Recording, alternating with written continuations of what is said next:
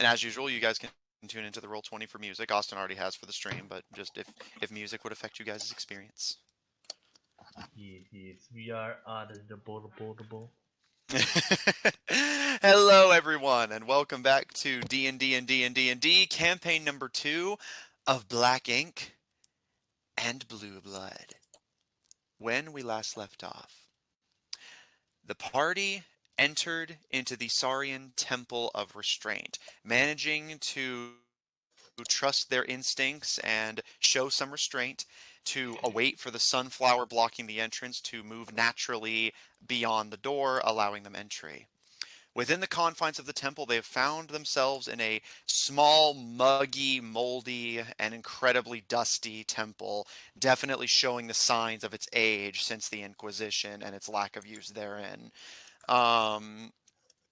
But through the use of some surprising levels of teamwork, the party managed to translate the runes around the temple with Zephyr's strange instinctual grasp of Draconic, and decipher that each of these runes represent trust, knowledge, willpower, and acceptance, what the Saurians consider to be the 4 virtues that make up the virtue itself of restraint. Within the Door of Trust, the party encountered a pitch-black, magically darkened hallway. But with some spellcasting from Lucy, managed to lift it, although the temple itself seemed against that, shaking violently with a rumble. However, no matter how fast or how far the party runs, they do not seem to reach an end to the hallway. However, the moment they turn around, they immediately reappear at the entrance of the hall, no matter how much progress they had made. After some attempts to solve this conundrum with no progress, the party has split their forces for now. Gil investigating the room of willpower, in which was several caged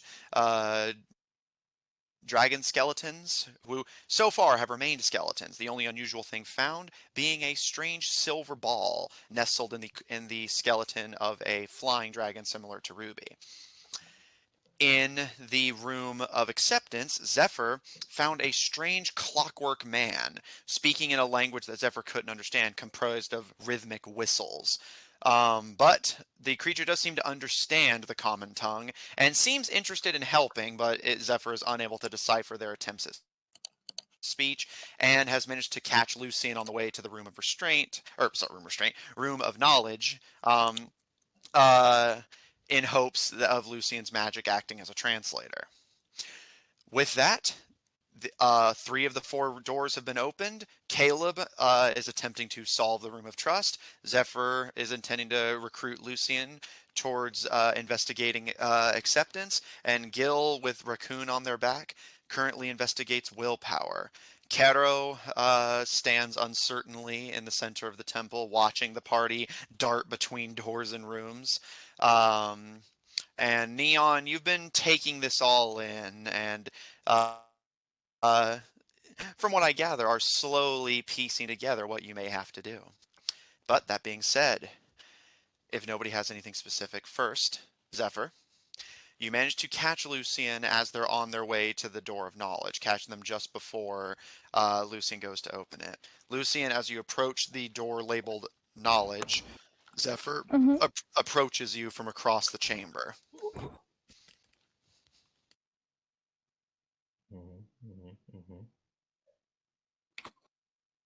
Zephyr says nothing. Lucian looks down at him and just kind of blinks. Is there something that you wanted?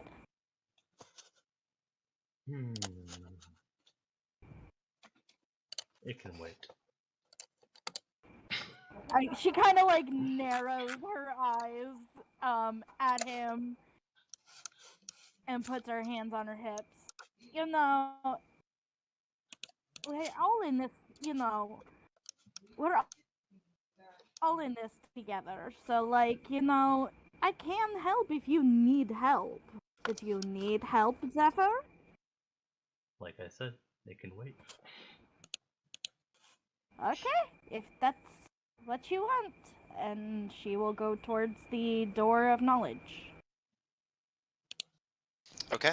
Zephyr, what are you going to be doing?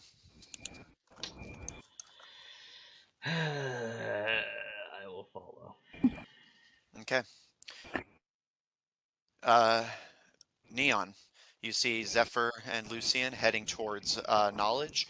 The door of acceptance slammed shut behind Zephyr without his accord or acknowledgement.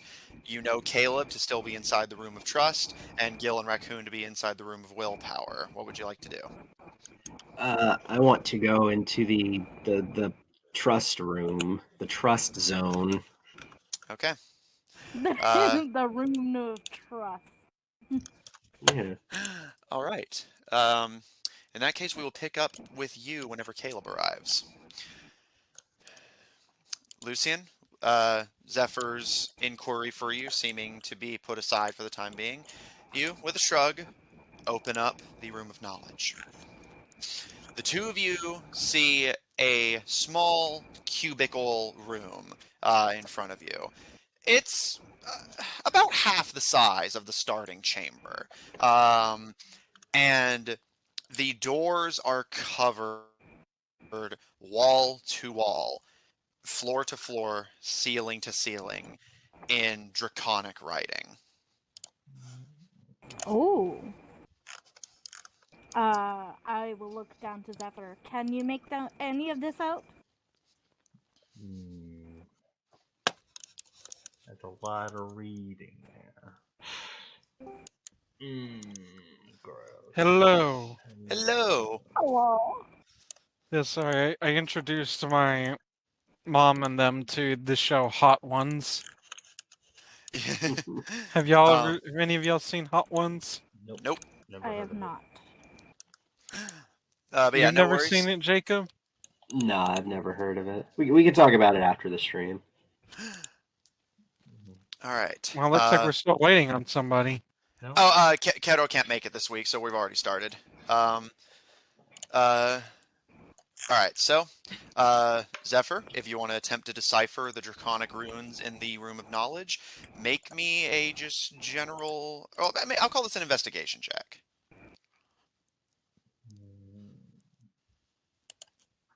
One thing I forgot, pulling up my character sheet. Hey, you did all this. You did all the technical stuff. That's what really matters.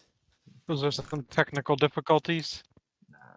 Oh no. Like Austin's been very on the ball and getting all the technical stuff done in advance. So I'm trusting them to do it. So Investigation. Okay, not very good. 8. Zephyr, you aren't sure. You feel like you could pronounce it, but you don't know what it means. Okay. How confident are you in speaking it, like reading out loud? Because if you can read it out loud, maybe I could, like, hearing it with the spell that I can do, the one that makes me be able to understand things that are spoken to me that I normally wouldn't understand. So if maybe you do it, maybe I can understand. It's worth a try, and it works for like an hour, so like, I think it's an hour. Pretty sure it's an hour. End task. Well, seeing as this is probably my first time reading this language, I couldn't tell you.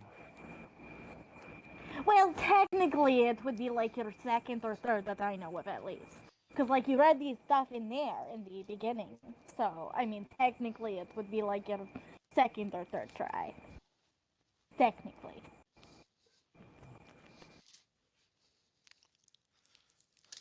Regardless, if you're not that confident, I probably won't waste my energy on the spell. But if you think you can, we can at least try.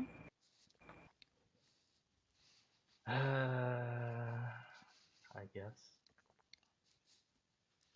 Okay, let me pull up my spells. Make sure that I have the spell slot for it. Pretty sure I do, but I want to check. We haven't done anything, have we? Or the only thing I think you used is to spell magic. Yeah. Me, by the way? So I will go I hear you. ahead and cast Okay. tongues on myself Okay. and try to have Zephyr pronounce what he's reading. Okay. And real quick, Caleb, what were you saying? I was just kind of mumbling to myself that something was eating my CPU. Oh, I was going through Task Manager, my CPU kept spiking to 100%, and it was lagging shit out. Yeah, I've had that problem before. But I searched yeah, through, valid. and it's gone now. The CPU's not being eaten anymore. That's good. All right. Zephyr, make me a performance check.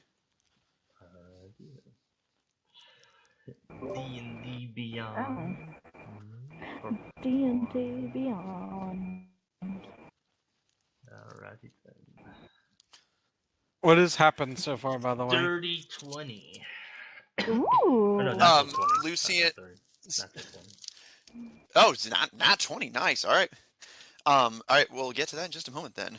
And Caleb, for you, he didn't miss a whole lot. Just Zephyr approached Lucien, but said that like his question for Lucien, which was translating for the robot in acceptance, could wait. So they went into the room of knowledge, which is literally covered floor, ceiling, and walls in draconic runes, which Zephyr has just rolled a nat 20 on deciphering. Well, yeah, Okay, saying so the language. you have any understanding? You cut out. Yeah, one more time. Rip, Caleb.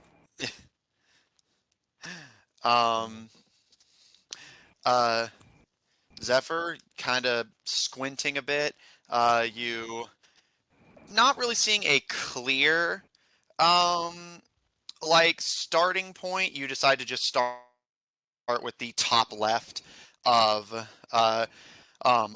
the room, and again, more on instinct than anything, you begin to speak, and the room fills with this melodic sound of ringing bells as Zephyr Alright, I nuked Chrome.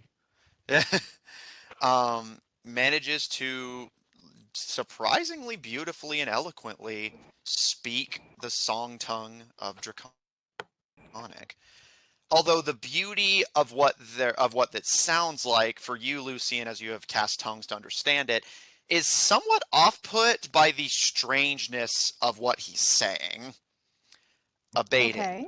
abet, abdicating, abandon, abaze, abreast, ablaze, ablution, and Zephyr just kind of keeps going. And you both notice as you speak, Zephyr, every time you say a word, that tile of runes shifts in some way. Some of them move to the side, revealing the wall behind it.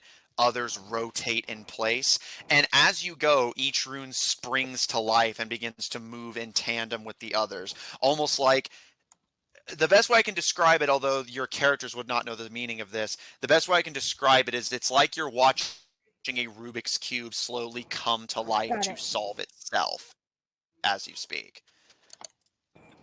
Yeah, that's kind of what I was picturing. Okay. Okay, as he's speaking, do I see a pattern of any kind? Like, do I see like maybe like a picture that's being revealed or anything under the piles that are moving?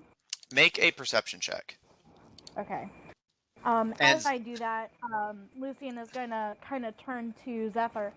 That is beautiful. You're doing a very good job, but I am concerned on one thing. Do you always squint? What? Do you always squint? Squint? Like you're squinting right now with your eyes.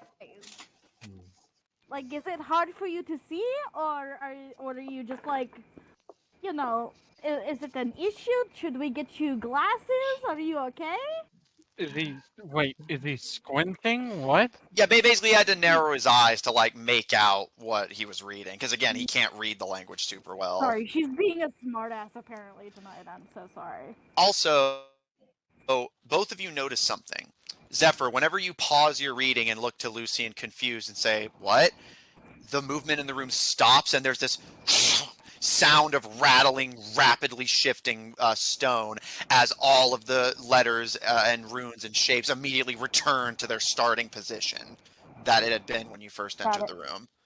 That does confirm a suspicion that I had. Okay, Speak so the language all. no, that actually did confirm something that I was thinking about. For the perception check, I got a natural 19, so that is 20. Hold on, gotta do math. 26. Okay. You don't notice a picture forming. Again, Zephyr only got to the basically the first line at most before being Bro, interrupted. what the fuck? But you do notice that there appears to just be bare stone behind these platings that the runes are carved on. So you imagine if Zephyr were to keep going and every rune were to keep activating in this with this system, they probably would shift to do something, but you're not sure what. But looking at the speed Zephyr was reading, he was reading pretty fast, almost going into a trance-like state, but even then, it was taking him several minutes just to get through one line. Not out of a slowness of speech, but out of the simple, repetitive monotony of what he was doing. Mm-hmm. Okay, second question that I have. Is there anything else in this room? With that perception, not that you can see. It appears to just be letters and words on literally all sides. Okay. Zephyr, I have two things that I am thinking right now. I think that it might be these are certain words that you can say in Draconic. I think that maybe it's like a dictionary or like the thesaurus. Amanda cannot speak thesaurus. I am so sorry. So like either one of those two.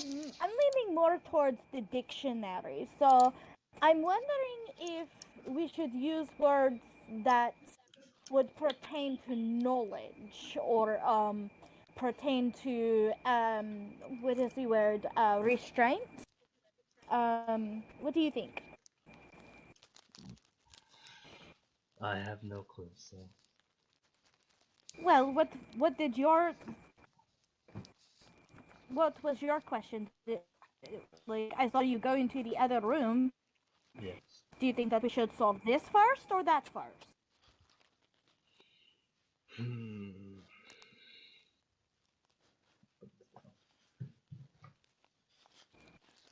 To be honest, I'm not sure the solution for either one. It just seems so convoluted.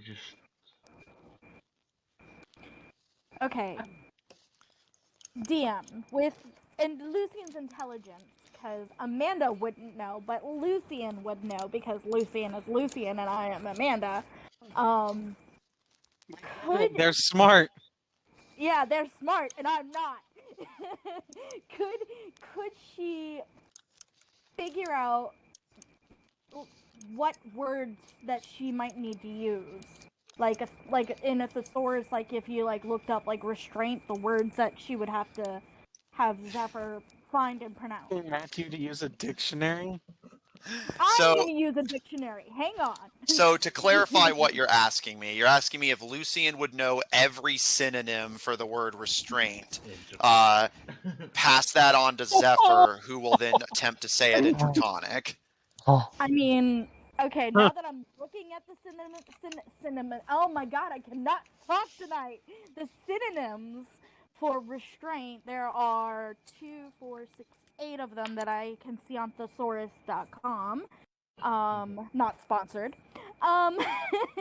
There are 8 there. So, I feel like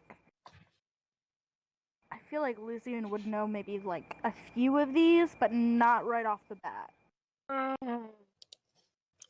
I need to roll intelligence for that. Yeah, I'll say just make a general intelligence check. Okay. Yeah. Let me get up my... Well, I mean, in the common tongue. Yeah, I was gonna say, to be clear, she's not gonna know what they are in Draconic, but she will know them No. in regular tongue, and then be able to pass that to you. And with any luck, you may be able to parrot them in Draconic. Right, that's what I'm hoping for. That is the idea. Okay, that was a terrible roll. The first. 15. I rolled 11. You do know. I wish I had terrible rolls like that. You know several synonyms in Common or Elvish for restraint, which you can pass on to Zephyr freely if you wish. Okay, I will use the ones that I knew without having to look at thesaurus.com. So she's going to use the synonyms caution, control, and moderation, and self-control. Okay. Zephyr, do you want to attempt to parrot those? Parrot those? In Draconic, of course. Probably want a cracker. Trying to think. Sorry, smartass tonight. I'm so sorry. I'm just trying to think, can Zephyr even do this? Just be like, It's up to you. If you think you might be able to, I'll have you roll. If not, then What the fuck? Why am I so tired? I guess I can roll for it. all right. Make me a general intelligence check. Also, Lucy, whenever you're not talking, keep your mic muted. There's some back I'm noise. so sorry. So, What That do was you want? my air conditioner. another natural 20. Hey, Whoa! all right. Zephyr, again, you don't know where this comes from, but as Lucian looks at you expectantly to parrot back what they just said in Draconic,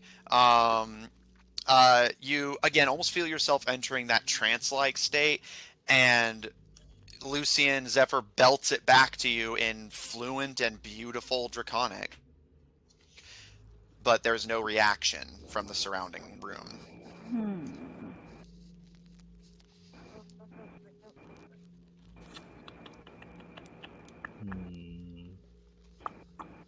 Well, assumption first of is all, maybe I have to read the that's- entire book. I'm sorry, can you speak a little louder? My ears are having trouble hearing you. Oh, just thinking to myself. Well, could you share with the class? What class is just the two of you? Well, I think, where did Kara Remember, Caleb, that Caro is he currently was, in the well, starting room. homeschooled and also has a sibling. So, I mean, the class was her and her brother. So, logically speaking, two people would make a class for her. So. Excuse me, what? It's quite a Nothing. twist of logic. It's some weirdness. Either Logic for Lucian. way. Oh, not logic. It's logic for Lucian. I mean, you could have a class of two, but either way,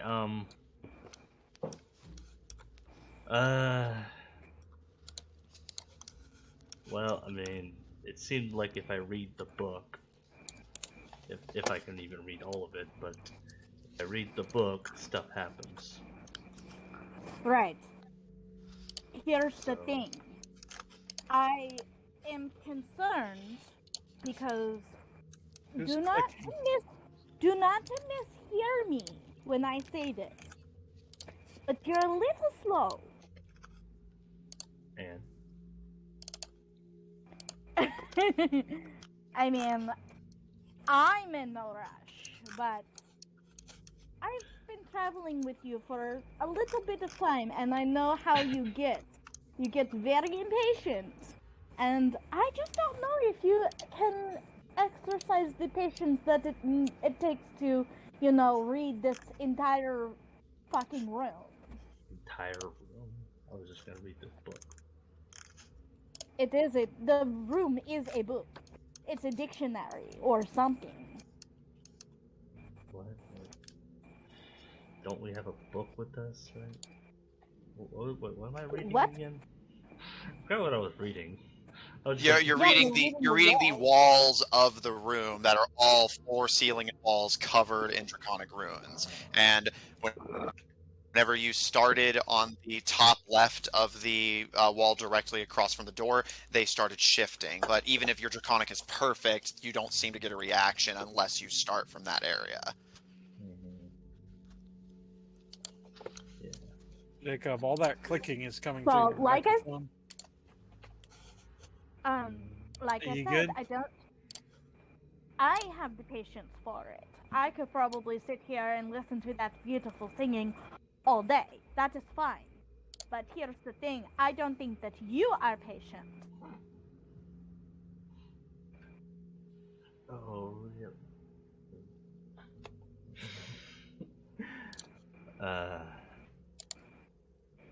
How much text is there? There's a lot.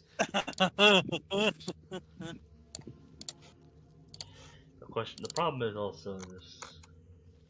Can I even read all of them? Well, nothing happens when you use the words that, of restraint and self-control. So, what were the first few words? Abating, abet, abdicating, abandoned, abase, abreast, ablaze, ablution, and then that was whenever Zephyr paused to talk to you and everything reset. Okay. Zephyr, when you get further, does it it goes like A, B, C, D, or is it like all? Could you try to read a little bit more and we see what happens?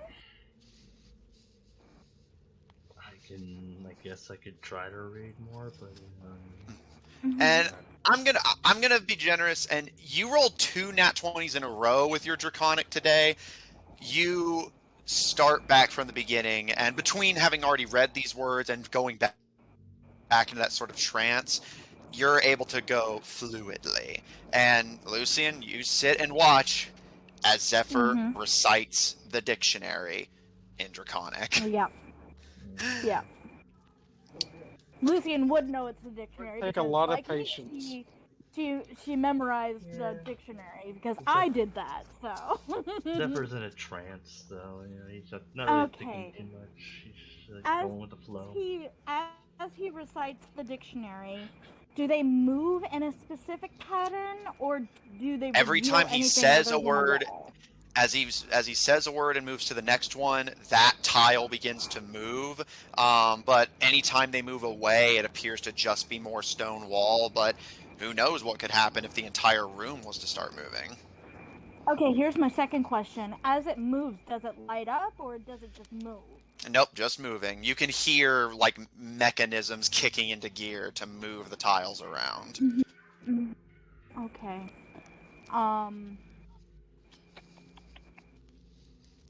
I wish my D&D Beyond would stop being a jerk to me so I knew what spells I had. In the meantime, Yeah.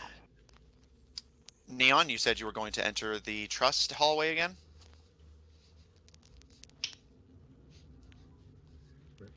Yes. Sorry. All right. Coughing. There he is.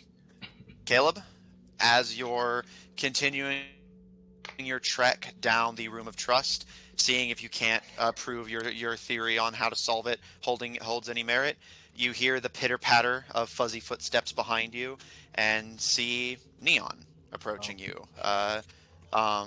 Neon, from your perspective, Caleb is not that far down the hall. You just have to jog a little bit to catch up to him. Caleb, from your perspective, you exited the room like over an hour ago. This room is so strange.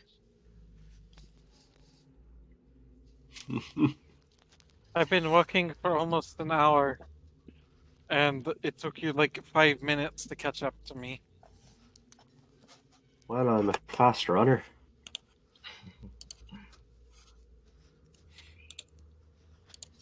You've come in to test some theories too. Might as well try something. I've been going with the theory that one was supposed to just walk through this until something happened.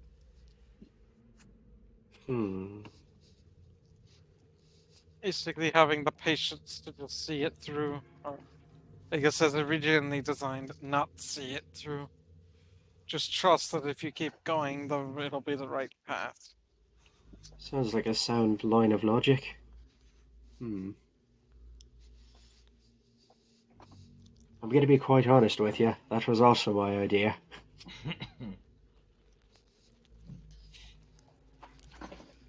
I don't mind having a friend to talk to. It's been pretty lonely in here. Alright. It'll be a good way to pass the time, I guess, while everyone else solves their rooms. Okay. So how you been feeling, Neon? Absolutely peachy. I have a feeling that that's not an accurate description. It's fine, don't worry about it. I guess one thing I've been wanting to ask you, how did you come to the city you were in? Were you like always there, or did you I like came move through there? a portal. Like a magic portal? I'd sure hope it was magic. It sure wasn't made of metal. Where were you from originally? Another dimension. No, seriously. I was from the other world. Where all the fairies live. Can Caleb roll insight? By all means, roll insight. Okay. He's not very good at this, so. That is a nat 1. Neon's definitely fucking with you. Wait, what? I think he's. I rolled a nat 1. You are 100% confident Neon is fucking with you. Oh, I see. Yeah.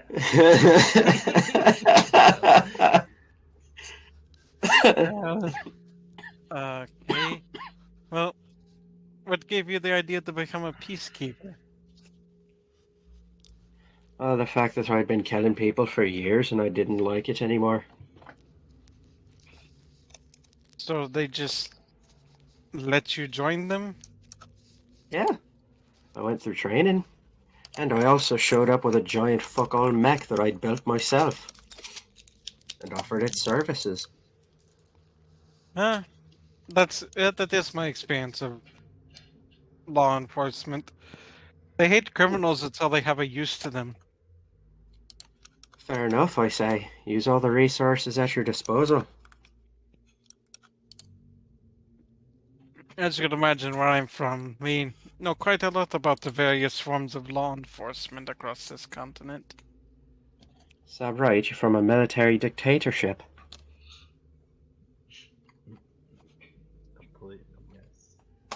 No, that's Gil. Caleb is like, do you have me confused with Gil? Well, what do I know? I've been living under a rock for years.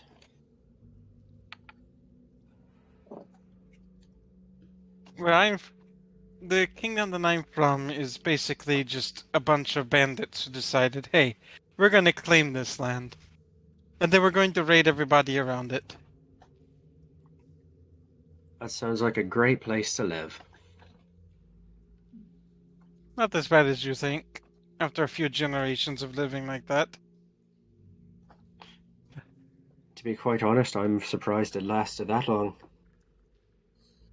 You wouldn't be the only one. I think a lot of places are probably surprised the kingdom I'm from is still around.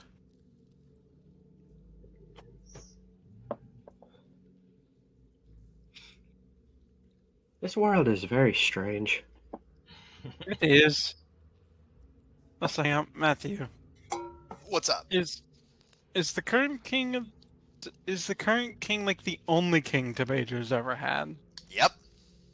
Okay, so so ignore the whole generations thing. Oh no, you're not wrong.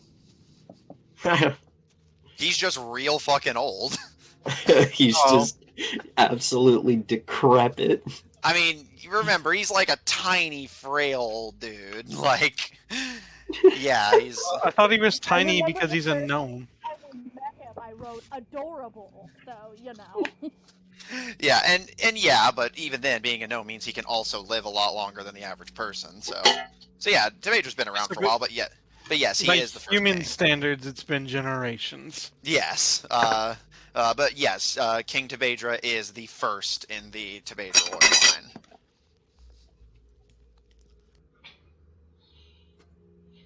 Caleb is like, but I guess strange things like that happen whenever you have a king who's lived for. Does Caleb know how long the king has lived for? Make me a history check with advantage. Okay. Not bad. It's just gonna be +5. Hang on, let me get a calculator. Because my brain is a stupido. 22. Your father was typically very elusive whenever you asked how old he was, but from what he has told you and the stories you've heard of Tebedra's founding, Tebedra itself was founded about 50 years ago, but generations in Tebedra tend to move rather quickly for obvious reasons. So the king himself is, you don't know for sure, he was very elusive, but you would wager he's somewhere in his 90s, which for a gnome means he's like about in his 20s. He's probably... it helps whenever you've had one king for the entire kingdom's existence, basically. Caleb's a human, right? Yes. Okay, I couldn't remember. I can only imagine what he must look like then. I've heard your kind don't live very long. Oh, he's not the human. He's, Does Caleb know what a gnome is? Yeah, you know what a gnome is. He's, a gnome. They're like little people who live a lot longer. Gee, imagine being small. Okay, out of curiosity, is Neon bigger Yes. than... Well, Neon's small. He's like a little bigger than me. Who would be bigger, Neon or the King Demetra? Neon is 3'7". Neon would be taller. He's even smaller than you. Wow, someone I can finally feel tall against. Wait, no, I'm taller than Zephyr, yes. Yeah, Zephyr. Oh, okay, never mind then. I take it back. All right. Anything else from the two of you? I mean, unless Neon wants to ask anything about Caleb. Not really. I'm very selfish. Damn. Okay. I really don't like you, Caleb. No, I'm kidding. I do all this backstory work. And nobody talks to him about it. The time will come. The time will come. Yeah, fucking, we're gonna have to go back through your family's territories at some point anyway. To be fair, we did just go through some of it. Yeah. All right. Caleb and Neon, the conversation falls into a pleasant and comfortable silence as the two of you continue to walk down the seemingly endless stone hall, hoping that patience will reward you. Zephyr, with Lucian listening patiently, as Zephyr has gotten to the ACs. Assassin's Creeds. Question: as you're speaking, Caleb's the assassin here. Question: as you're speaking, are you being any? How do I put this? How determined do you sound? Did Lucian's impatient comment kind of like irk him? Like, is there like any voice, Try to... I don't know, indication? Not exactly. He just kind of just. I guess kind of as like Matt mentioned it, like he's just sort of like in a trance, just reading these languages, just because it's like basically new to him. Yeah, it seems like Zephyr's just kind of started ignoring you, less out of intent and more out of like a very uncharacteristic focus on what he's doing. And as he keeps reading, more and more of the wall begins to come to life and move and shift. Mm-hmm. By this point, am I seeing anything, or? Nope, just more stone wall. Okay. Alright, is there anything on the floor? Just more writing. I'll sit there for now. I'll just kind of sit crisscross applesauce and... God, that's a phrase I haven't heard in a while. Yeah. I'm sorry, kindergarten teacher, I can't help it. Yeah. So, Alright. yeah, I'll wait. And Alright. watch. Gil, when we last left you off, you had opened up all of the cages in the Room of Willpower, each one containing a different type of dragon skeleton. You still have the silver ball that you retrieved from the pterodactyl skeleton. What would you like to do? So, upon careful consideration, he's going to put the silver ball back. Okay. And then he's going to take out one gold piece for each skeleton and put it for each one. Okay. And see if that does anything. Alright. In total, for your own reference, that is 12 gold pieces, roughly. And putting the silver ball back and leaving a gold coin with every skeleton, you step back, you and Raccoon watching. Nothing appears to happen. Okay. I then want to repeat the opening phrase from the Rebels and see if that. I want to repeat both phrases and see if that has any effect. Make a persuasion check.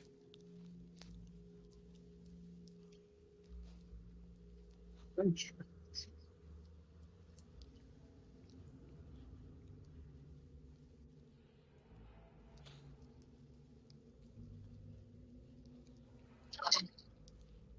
$23. You confidently belt out the first phrase of the rebel oath. Bring them in to be judged in Draconic. And you wait as your words bounce around the sharp stone room.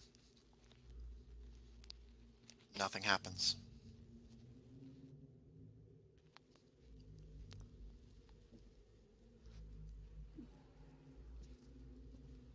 And what about if I finish? Finishing the phrase, and let the sinners run free. Nothing happens.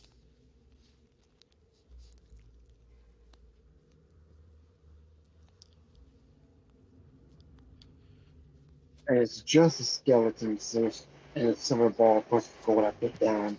Nothing else. Yep, as far as you can see. No writing, nothing. Nope. Can I inspect the pages? Make an investigation check.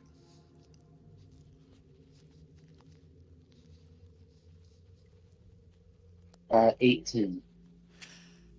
You check each of the cages. There are stains which you kind of like squick a little bit at the realization that it is likely very old dried out fecal matter from the dragons. You notice a few stains which appear to be blood, and small bowls that appear to have once contained food and water for the dragons, but have since long rotted and dried out.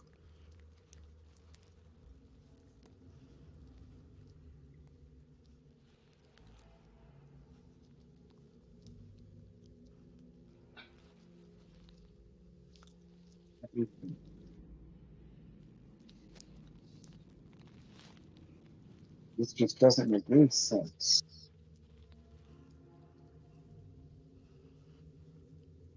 So, at this point, Gil will probably leave the room Okay. and go to quote unquote find Zephyr in acceptance. Because that's Okay. the last word he saw him. Oh yeah, that stands to reason. Although I will say the door to the Room of Knowledge did not automatically shut like the others do. So Zephyr and Lucian, unless the two of you think you would have shut the door behind you,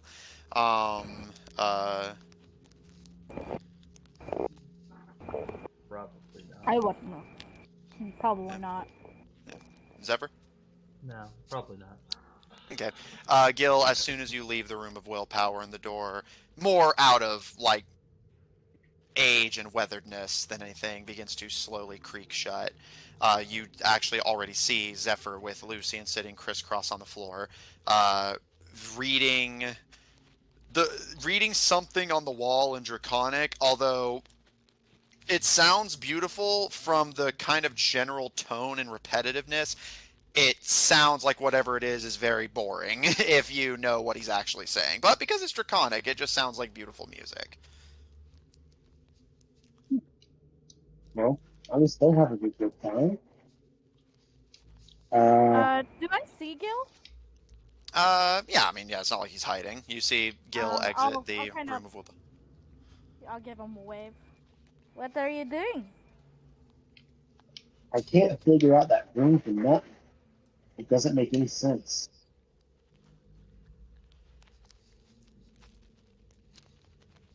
I'll kind of look to Zephyr, who is reading.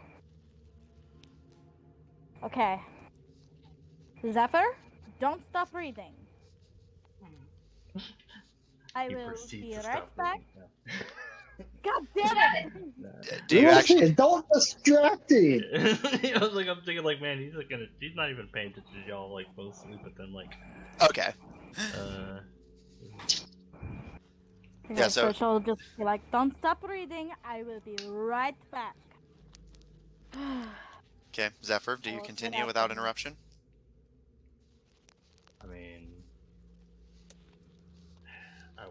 part of me wants to say he does it, but, you know, I mean, out of just be like,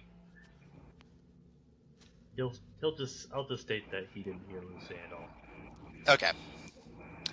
Otherwise, Alright. Lucian, you get up and leave the room to join Gil.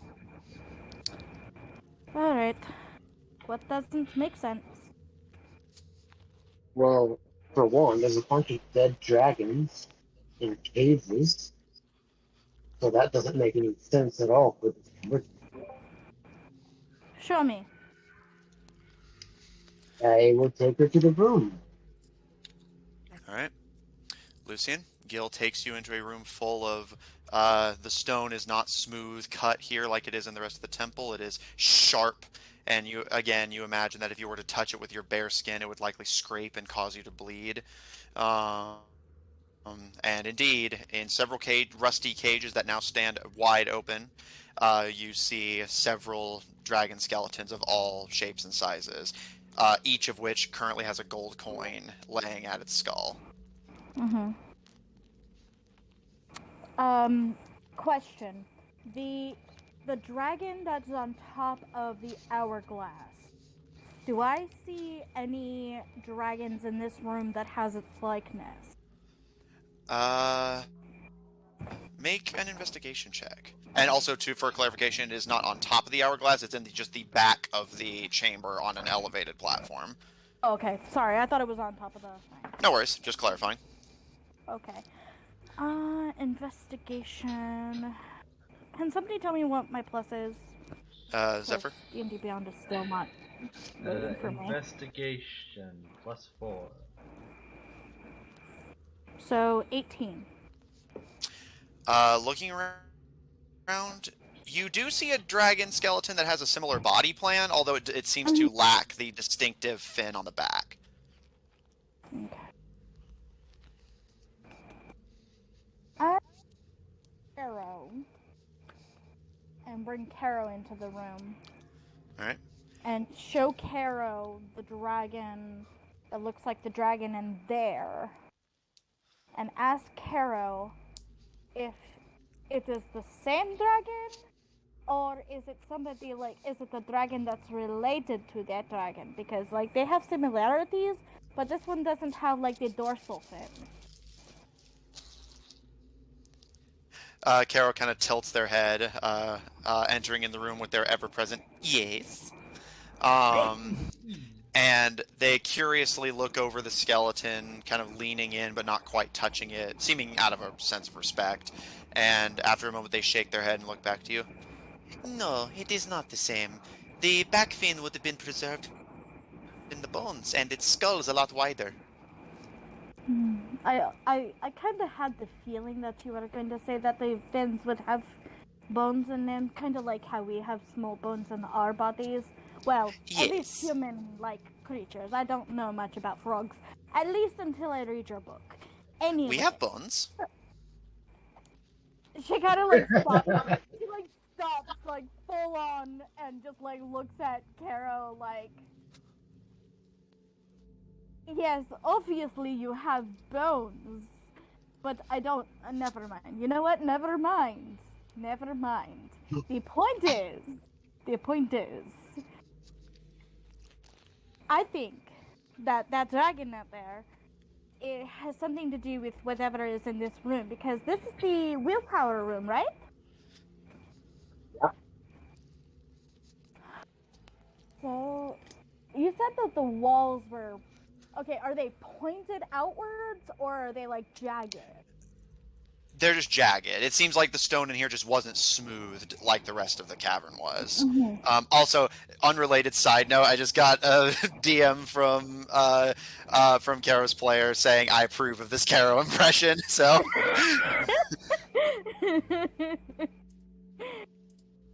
Love you, Caro. Oh my god. So I had an idea I want to try. Okay, what is your idea? Tell me what your idea is before you do it, please. I mean, he's already Because has we the do not, brand. and she's gonna kind of jab him in the ribs. We do not want a re-performance of what is happening, around in this area. He already has the impatient thing. What's worse? Yeah, no, I see. What's the worst thing that I'm could not happen? dumb. One of us could get it. You're also not in this room. Anyway. Yeah, I am. No, not you, Zephyr. Yeah. Anyway. Gil, What what's is your your idea? idea, Gil? So my idea is maybe I was giving the dragons the wrong type of offering. What if they want blood?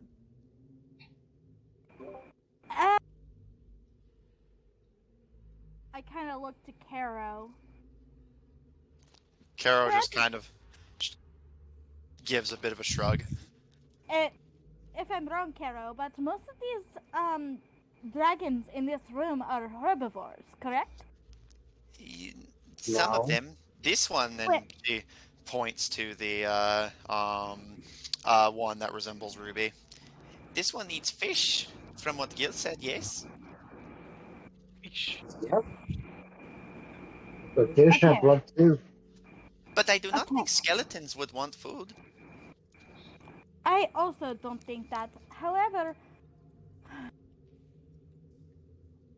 I also don't think that well, maybe that it's meant to, because obviously they were alive before, so maybe if we think about what kind of dragons, this is why I brought you here, Caro, what kind of dragons that these were, and maybe we could figure out if there's a pattern, or why is this particular room willpower? What do we have to have willpower?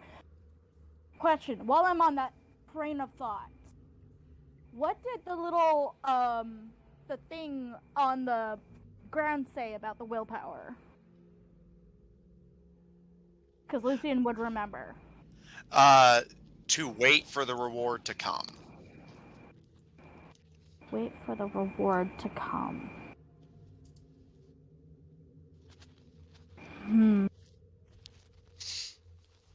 While you're thinking about it, Caleb / Neon, is there an upper limit to how long you're willing to walk before your characters will call it and go back?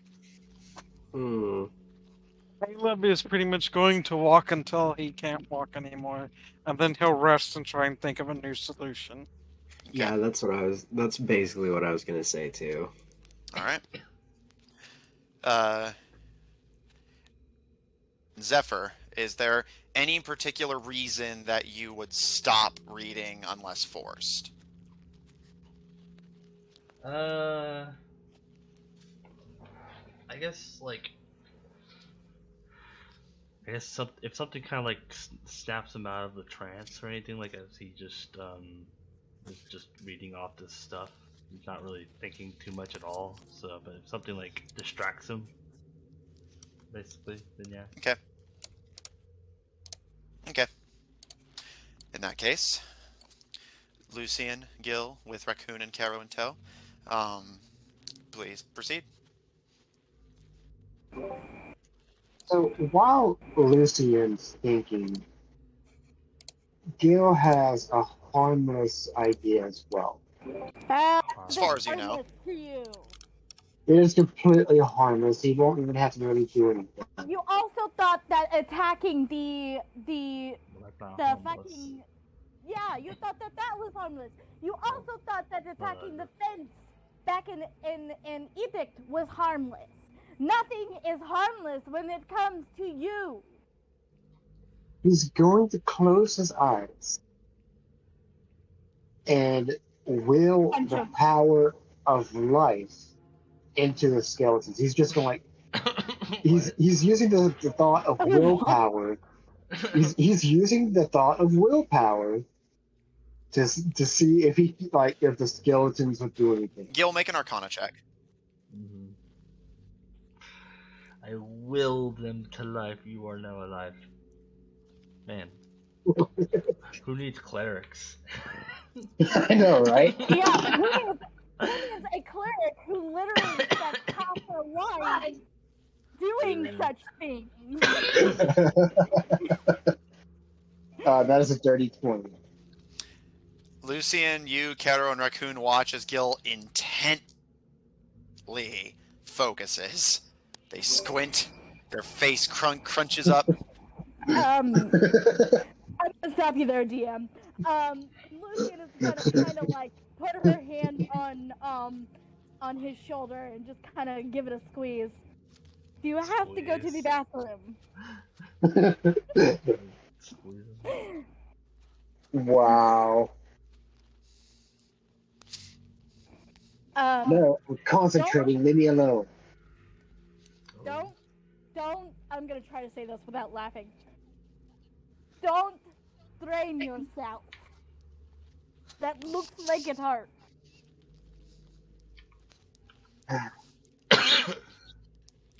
Gil, What are you trying to do? He's ignoring her.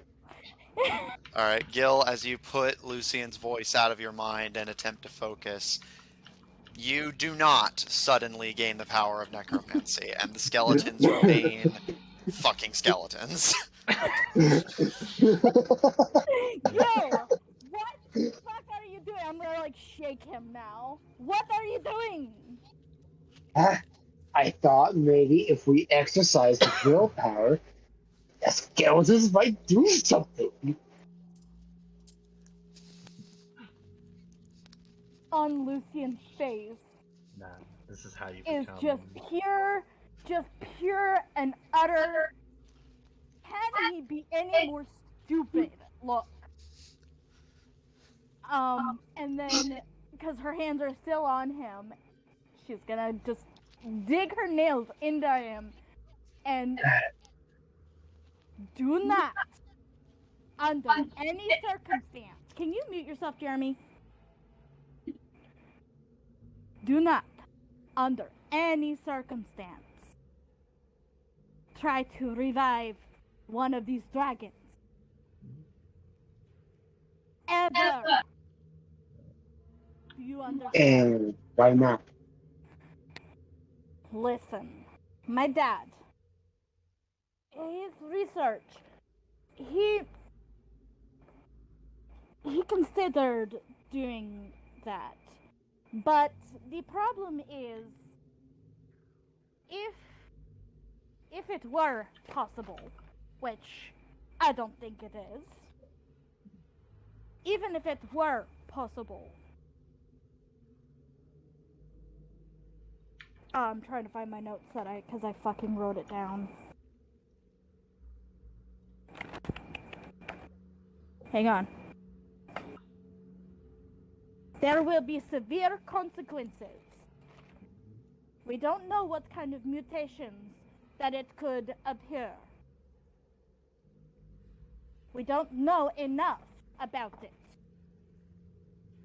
Even so, as much willpower as you have, you could have the most willpower on the fucking planet. But you are not going to spontaneously turn magical. It also takes years of practice, which I have, by the way. It takes years of practice. It takes a person who has studied magic, studied necromancy, and it just takes too much. You can't do it, Gil. Not Or that be it is warlock. your will. Yeah, or like warlock or Humble sorcerer. Make a deal. You have to have a way to do it, Gil, is what I'm just trying to say. You have to have a belief or somebody that is helping you. Like Shiva helps me do the things that I need to do. Here we go again with the Shiva. It was worth a try. It What makes harm you did it do? it makes you look like an idiot. Yeah, y'all remind me of that every single day. So what's new? Got a point. She's just gonna kind of like she's gonna let go of him and shake her head. This is about willpower. So I'm wondering if because each of the bowls have food in it, but it's rancid, right? Yeah, like the food appears to have not been replaced since the Inquisition. I'm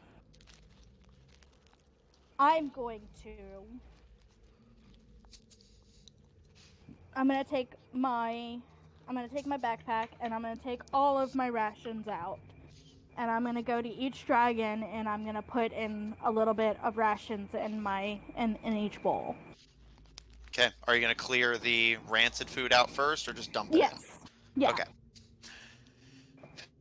It's rancid. Gil, you, Kero, and Raccoon watch as Lucian goes from cage to cage, from bowl to bowl, cleans out the mold and rancid food, several maggots and flies flying loose, and after making sure they're clean, replaces them with rations of their own. And Lucian, as you fill up the last bowl, you take a step back. Nothing happens. You say that, but this is about willpower. Is there anywhere to sit or? Just the sharp, painful floor. I'm gonna sit on the sharp, painful floor. Okay. You can feel parts of the back and legs of your dress like start to immediately tear, but you sit. Gil, what are you gonna do? I guess I will follow suit. Okay. Plop his ass right down on that shit. I will ask the same question of you two that I asked of Zephyr, Caleb, and Neon. Is there an upper limit to how long the two of you are willing to wait?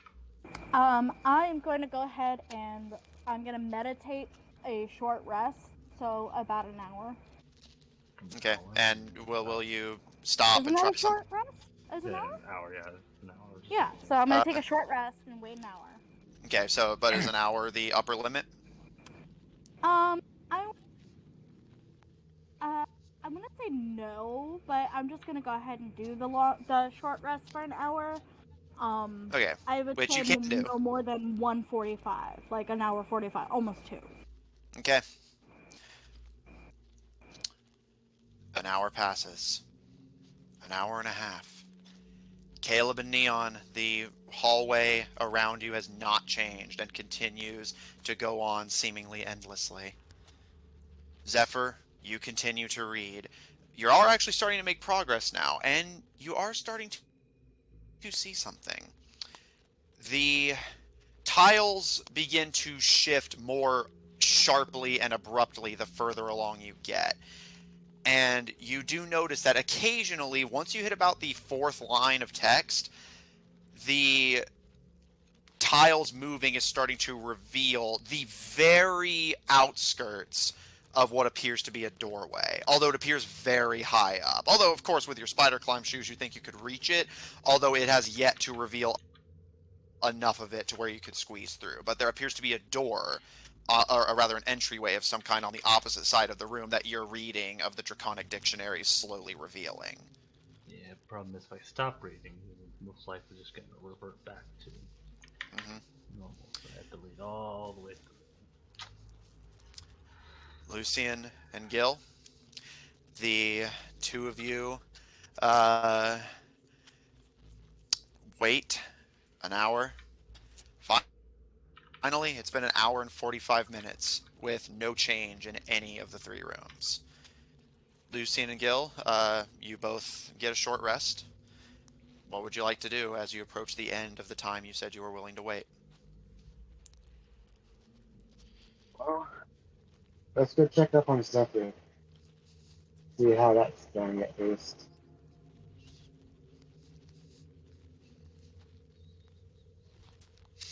Lucian, do you agree to this, or are you going to continue waiting?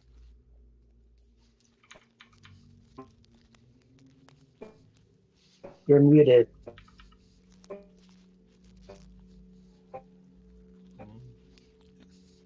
I hear somebody lagging out. Yeah, there's a little bit of robot going on, so we're going to come back to you guys. Oh.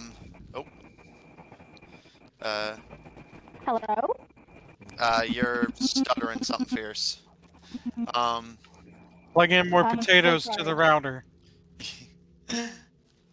Sorry. Is this better? A little bit, but not... Yeah. More potato power. I will say, Guild, is Lucian willing to follow you? Rip. He says no. Hello? Okay. Alright, we can hear you Hello? Oh, there she goes. now. Gil caught us up Yeah. on what you're Potato power. Alright, Yeah, Lucian, no, you... She's gonna sit and she's just gonna wait. Now, you said one of the dragons had a ball bearing in it? Yeah, a small silver ball, about the size of a musket ball. I thought Gil pulled that out. Well, but he said he put it back when he was putting back the gold coins. I'm gonna go retrieve it, Okay? and then, I'm gonna sit back down with it and kind of hold it in my hand. Okay. You sit with the silver ball in hand as Gil leaves the room. Gil, you enter and see that Zephyr is continuing to sing in Draconic, seemingly in a deep meditative trance. About a third of the first of the walls of the room has begun shifting and like moving around at his voice. And although you get the very occasional glimpse of a doorway on the opposite side, you do not see much else. And again, the doorway appears rather high up and likely couldn't be reached easily, even if you were to be able to see it.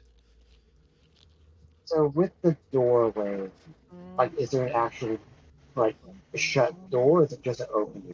It appears to be an opening, but again, you only get glimpses of like essentially the surrounding outline of it.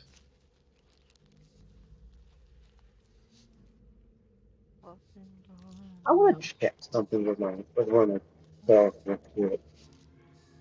Okay. Mm.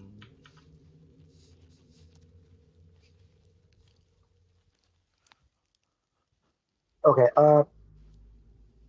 so I want to get your opinion on this because it isn't completely specific on how this works What, the climbing? with Misty Step. Um, You would have to be able to see the ground of where you're going. You only get glimpses of the top and sides of some kind of cave entrance. That is not enough information for you to know where to teleport yourself. It only says that I have to see a space. You have to see a That space, it has but to be and unoccupied. you don't know, like you can't even clearly see that space. You just see like very small glimpses of it.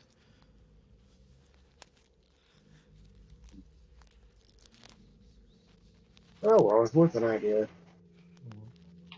Yeah, no, that's fair. I'll keep waiting to see if it gets more clear. Okay. And again, Lucian and Gil again. Upper limit to how long you're willing to wait. I will wait until I get tired. Okay. Gil. And until either something stops reading or the door is visible enough that I can Misty Step into it. Okay. I'm just thinking to myself, if you Misty step into it and Zephyr gets distracted and stops reading, it just closes in behind you. Stuck there. Very possible. It's crushed in Oh, the no wall. worry, I've got an idea for that. Gil is taking a big risk, being impatient in a temple dedicated to patient. He's just not But it's getting not it. impatience. Well, I don't know. This is not impatience. It is actually well thought out on this one. It's you're doing it because you can't just wait for the door to be revealed. That's being impatient. Either way. All right. The party continues their methods. Lucian, with the silver ball bearing in hand, sit meditatively, rather bored. Caro, kind of idly examining the skeletons out of curiosity. Raccoon on your back. Gil starts to kind of idly mumble the draconic words to themselves, almost attempting to repeat and emulate them. You watch as more of the walls begin to give way. Caleb and Neon, the hallway around you does not change or give any indication of progress. 2 hours pass. 3, 4. Are you determining how long it take them to get tired? Basically, whenever you guys would realistically need to sit down and take a long rest, I will say, because at that point, if you don't take a long rest, you will take a point of exhaustion, which is pretty tired, I would say. So basically, if it gets to the point where you would take a point of exhaustion, I will stop and see if anyone wants to change what they're doing. And I know I'm not exactly a good expert on like walking, but doesn't walking get kind of tiring after a while? Oh, for sure, but like at that point, it would be a thing of like after just a few hours, and I figured that like basically I figure if it's getting to the point where your like exhaustion is physically detrimenting you beyond just I'm sore. But if you want to stop earlier, then you absolutely can. Fine. Like Caleb probably expects the religious nuts would require there to be some self pain involved. All right. Even then, you're probably used to walking. Fair. 7 hours, 8, 9, 10. Have the Fine. others been sitting on that thing this long? Yep. Lucian Lucian and Gil said they weren't going to move until they got too tired to stay there, and Zephyr said he would not stop reading until he either finished or came out of his trance, which nobody has broken him out of it yet.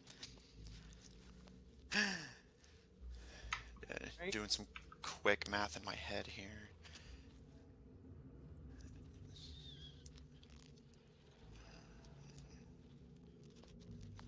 Yep, okay.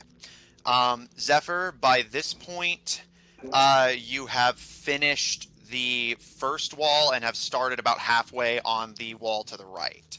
Although, Gil, the door still remains hidden. The blocks are moving to indicate they've been read, but have not moved to reveal the door yet. Lucian, there's been no change.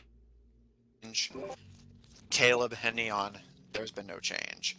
By this point, you're approaching the 11th hour of your particular methods of attempting to solve your puzzles.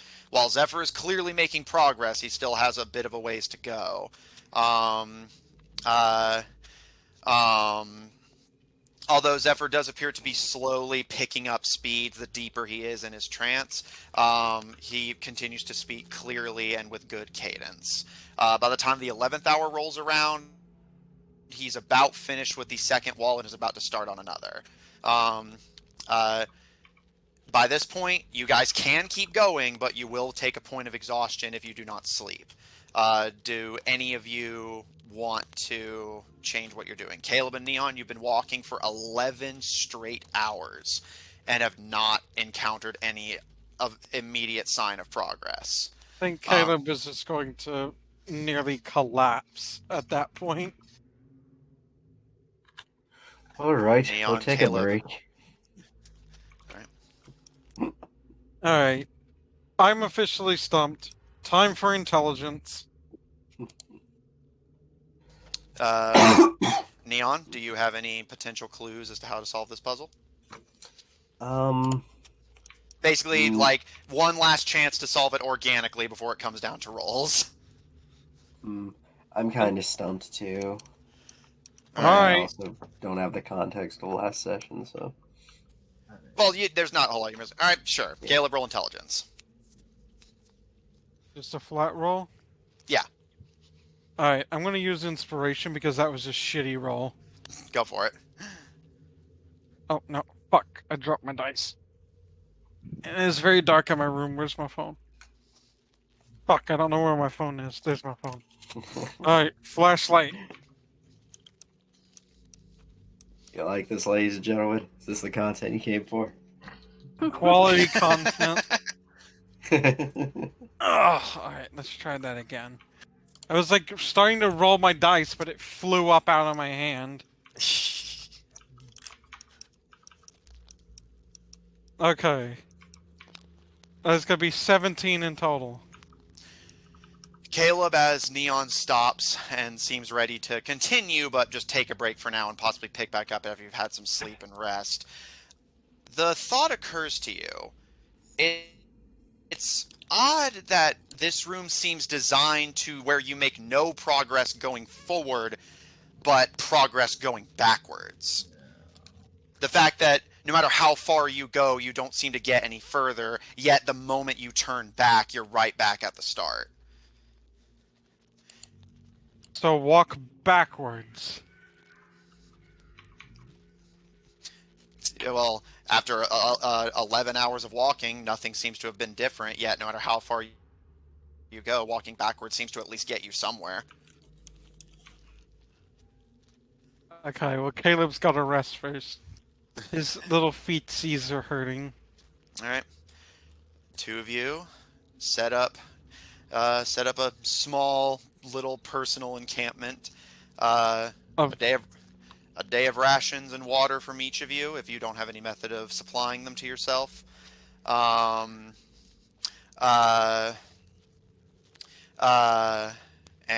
you set up a small camp in the infinite hallway, ready to rest and possibly pursue another angle in the morning. Zephyr, still in your trance-like state, you have just enough cognitive notice to realize you are making progress. The 2 walls down, 4 to go, but it's taking you hours to get through them, and you know if you stop after Lucian interrupted you the first time, if you stop, your progress will be reset. Yeah. So if you want to keep going, you will be forced to take a point of exhaustion to stay up all night reading.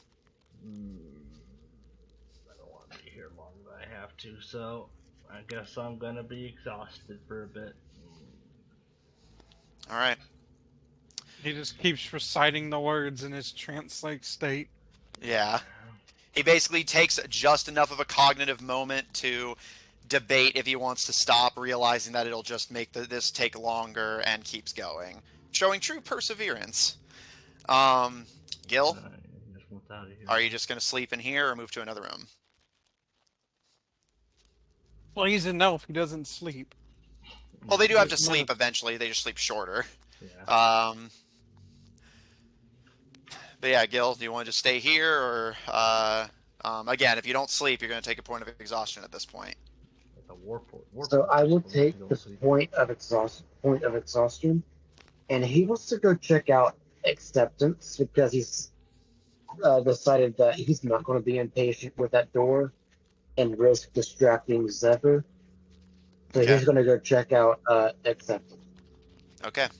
Lucian, you're approaching the point where it's either pass out or do something.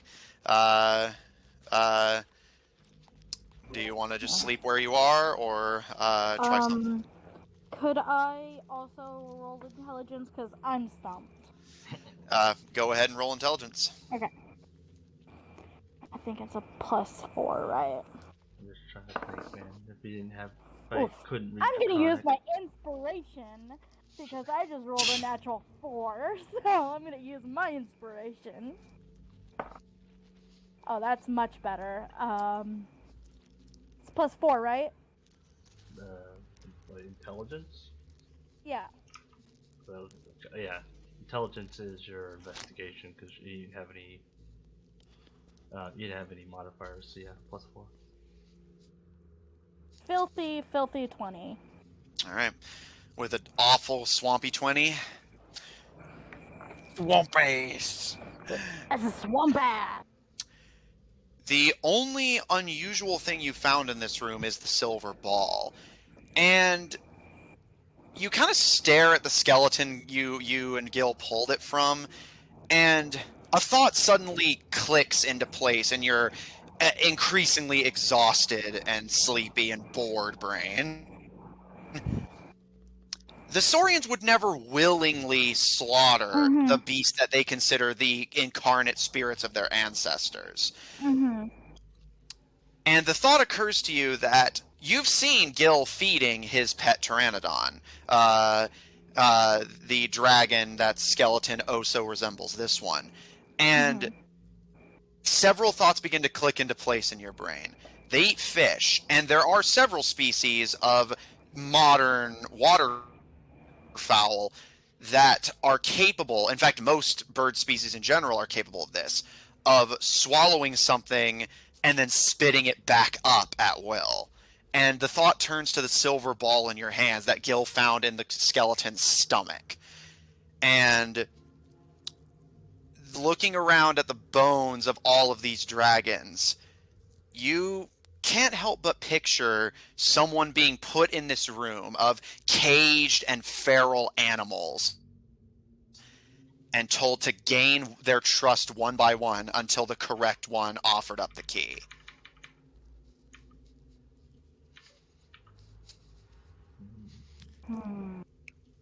The thought occurs to you, Lucian, that of course they would be skeletons and bodies because they couldn't have been fed. Nobody was allowed to legally come here for over a decade. And if the Inquisitors didn't kill the dragons themselves, they likely simply starved to death. And this ball bearing is the only remaining evidence of whatever religious trial once took place in this room. You also remember that several people attempted to look at the locks around the hourglass, but everybody kept getting interrupted before they could commit to doing so. So none of you to this day know what the keys look like. No. Okay, with that thought, before I start resting, I will bring the ball bearing to the locks and see if maybe it will fit in one of them. Lucian, as you approach the hourglass, the ball bearing in your hand begins to warm up. Not uncomfortably so, more like a organic, comfortable warmth. And as you kneel down, you can actually feel it pulling against your hand, almost like a magnet. And as you release it, it flies gently but firmly from your palm and slots into one of the locks of the hourglass. Okay, I will Are you smile. kidding me? It's not easy. Pretty much the trial was broken to begin with.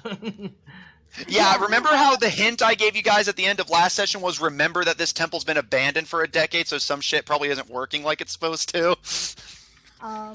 Yeah, so with that thought, I will go into Zephyr's with Zephyr, and is Gil there too? No, Gil's currently crossing the room to head to acceptance. Oh, I'll kind of like give him a little sneer as I go by, like, haha, I figured it out, and I will go to the room of knowledge. Take comfort, Gil, that they were stumped and they had to use the get out of puzzle free card. Hey, leave me alone. To be honest, it's not really a get out of puzzle free card because I still don't understand it. Pretty much, you had to gain the trust of the dragons, but the dragons are No, dead. I So still don't understand Caleb's predicament. oh, that I'm thinking about it. walk back. I think it'll make more sense once it's completed, but I mentioned another hint I gave you guys at the end of last session was you guys were on the right track, but not in the right direction. This is indeed the room of trust, and you guys have basically considered every angle of trust except for the correct one. But again, it will probably make more sense once it is How solved. many angles to trust art? Okay, that question might be the fundamental problem with this puzzle for me. I don't think that you were on the understand right what you're track when talking you about, said like- to go backwards, sweetie. I think you were on the right track when you said that you need to walk backwards. So maybe have Caleb try that. That was the only thing I could think of. It was either that or Caleb's got to fucking cover his eyes and just walk blindly. Well, try both. That being said, Lucian, you enter the room of intelligence. Zephyr is still going and seems intent on staying up through the night. Any change to what you'd like to do, or are you just going to sleep in here? Before I go to sleep, I want to, fuck, I don't want to do that. Before I go into that room, I want to ask Gil something. Okay. You catch Gil as the two of you are leaving your respective rooms and crossing into the next. What would you like to say? Gil, I have a question for you. Yes. How opposed would you be of me contacting Lucifer again? He said something the other day that kind of bugged me, and I also miss him. So I don't know how receptive everybody is of me talking to him right now. It's been, what, 2 days? You already miss him? I remind you, I spent 165 years with him, like every day, for 165 years, almost 170. Yes, I miss him. Either way, as long as you don't give away information that isn't needed, I have no problem with you messaging him. How does his wound look? The little brand. It looks like it's at this point setting. It will likely, unfortunately, scar, but it does not appear like it is actively hurting him any further. Okay. I'll give him a little pat on the chest. And then I will go. No, it was like a little, not on the brand, on the other side, like a thank you. Well, considering you're just asking about it. Okay, listen. That's not what I'm trying to be nice.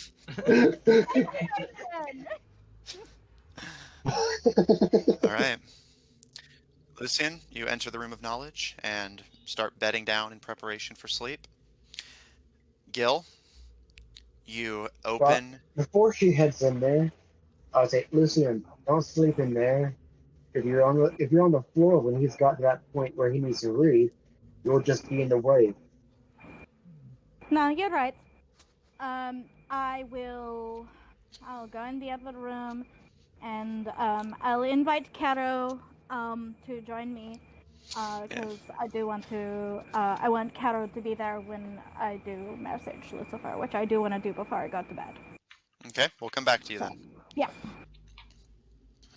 Gil, as Lucian and Cato prepare to bunk down for the night, you enter the room of acceptance, and as it had with Zephyr, it shuts behind you, leaving you in a room with a small, hunched, leather-clad figure of humanoid gears and wires that slowly, stiltedly rises to a standing position and tilts its head at you for only a moment before its head reverts to a stagnant position and gives you a nod and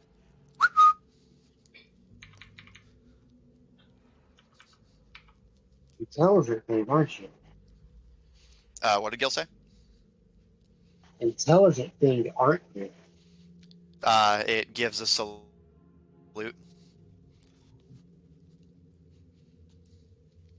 Oh. Like, is it one of those military salutes? You Or haven't seen what this kind of design salute? before. Interesting.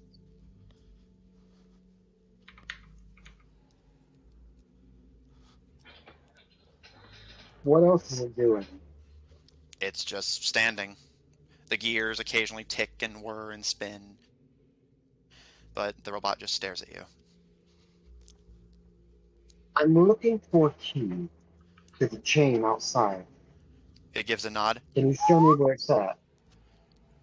It tilts its head and makes that same questioning whistle that it had given Zephyr.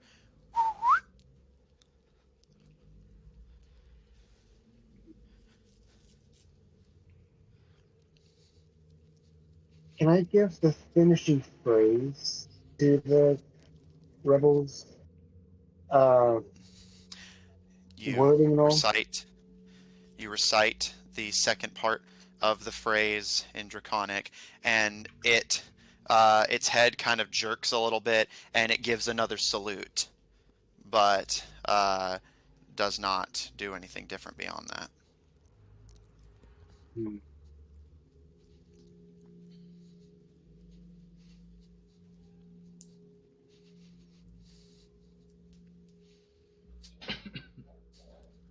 He'll ask her again, where's the key? It tilts its head.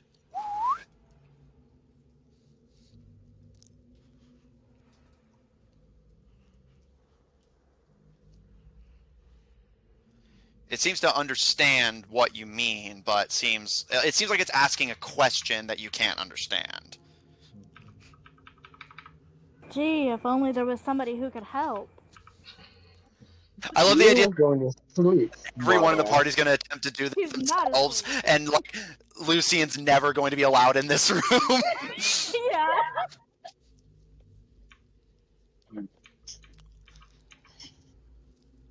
I will be right back. And he's going to go get Lucian and drag her back into the room. Like, okay, I need your help. I can't understand it. Drag him. I'm asleep. What the fuck, Gil? It's an intelligent robot. You should enjoy this. Okay. Just let me go. Talk to me. What do you need me to do? Translate. Oh, okay. I should be able to do that one more time, so at least I have one more slot for messaging Lucifer later. So I will again cast my tongues on myself. All right. She was prioritizing just talking to her about Listen. solving this puzzle. I have priorities.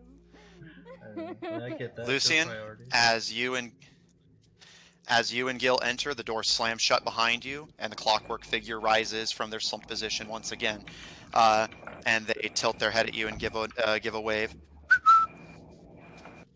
Back. Since I have the tongues on, I will say hello. Hello.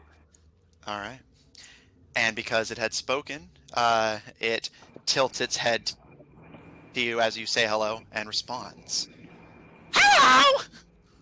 Oh! She kind of like jumps in surprise. Oh, hi! Who are you? It gives a salute, and Gil, you're just hearing seem rhythmic but otherwise mindless whistles. But to you, Lucian, it actually is speaking. I'm the guard of this temple. They told me to keep it clean and make sure to keep out all intruders. Very good job at it. Well, the good news is we are not intruders. We love this temple so much. Oh, the little lizard guy said you were gonna help. He said you wanted the key. Yeah. We want to help as much as we can. Do you know where the key is? Uh-huh. Can you tell me? Their face kind of slackens a bit, and Gil, you see it tilting and making the same goddamn questioning whistle that it's been doing to Zephyr and to you all day. But Lucian, you're the first person to be able to understand what it's saying. Why? Oh my god! So just been asking why. She's gonna why? Lucian will put her hands behind her back and kind of like look at him very sweetly. It's very important for all of us. Well, there is a lock outside of this door, and the key that you know where it is will unlock that lock, and I really need it to unlock. Why? I knew you were gonna do that. So that I can get something that is through the lock. Why? So that we can save our country. Why? Because bad guys are trying to take over, and before you ask me why, I don't know the answer to that question. Why? He's asking why, don't you know? You know what? Very good question. I do, you know what? I will try to figure that one out for you, and when I do find out, I will tell you. Why? Because you're asking. Why? She kind of like squints her eyes. Is that the only thing you can say? No. I'm like, You're just very curious, aren't you? Why? Why? yeah, why? Why? They tilt their head back to the central position. That's what I said. No, that's why. I know you are, but what am I? I know you are, but what am I? Play this game with you, Matthew. Lucian, how long are you willing to answer this string of questions? Okay, what breath. again is this acceptance? This is acceptance. I'm gonna keep saying it until I literally almost lose my voice. Okay. Oh, man. Or until Barely I pass wait. the fuck out. I was like, we barely know this robot. He's already giving us a gift. Lucian. I love you too. Man. Love you too. Got him. Lucian, you ask it why a few times, and it kind of tilts its head and turns to look at Gil. And Gil, you just hear a string of whistles, but Lucian, you understand it as, I think your friend's broken.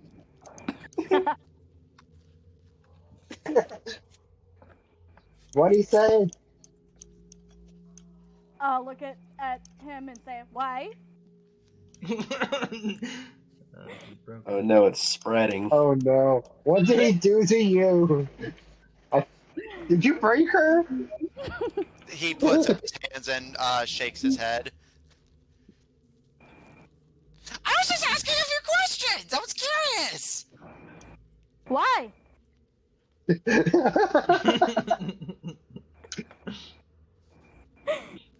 Like Uno reverse. Okay, you mentioned that there was like is No, I literally asked though, Matthew. I say why. He doesn't respond to you. He seems more Damn it. confused than anything. Okay. Describe the robot again. Is there like you mentioned? Like I know this is like what all is with this robot? Giving him a once over. You can make a check if you want to try and find anything else. You do see a wind-up key on his back, a small central lens that seems to act as an eye, and on a belt at their waist, you can see several tools and what looks like a small metallic pipe of some kind.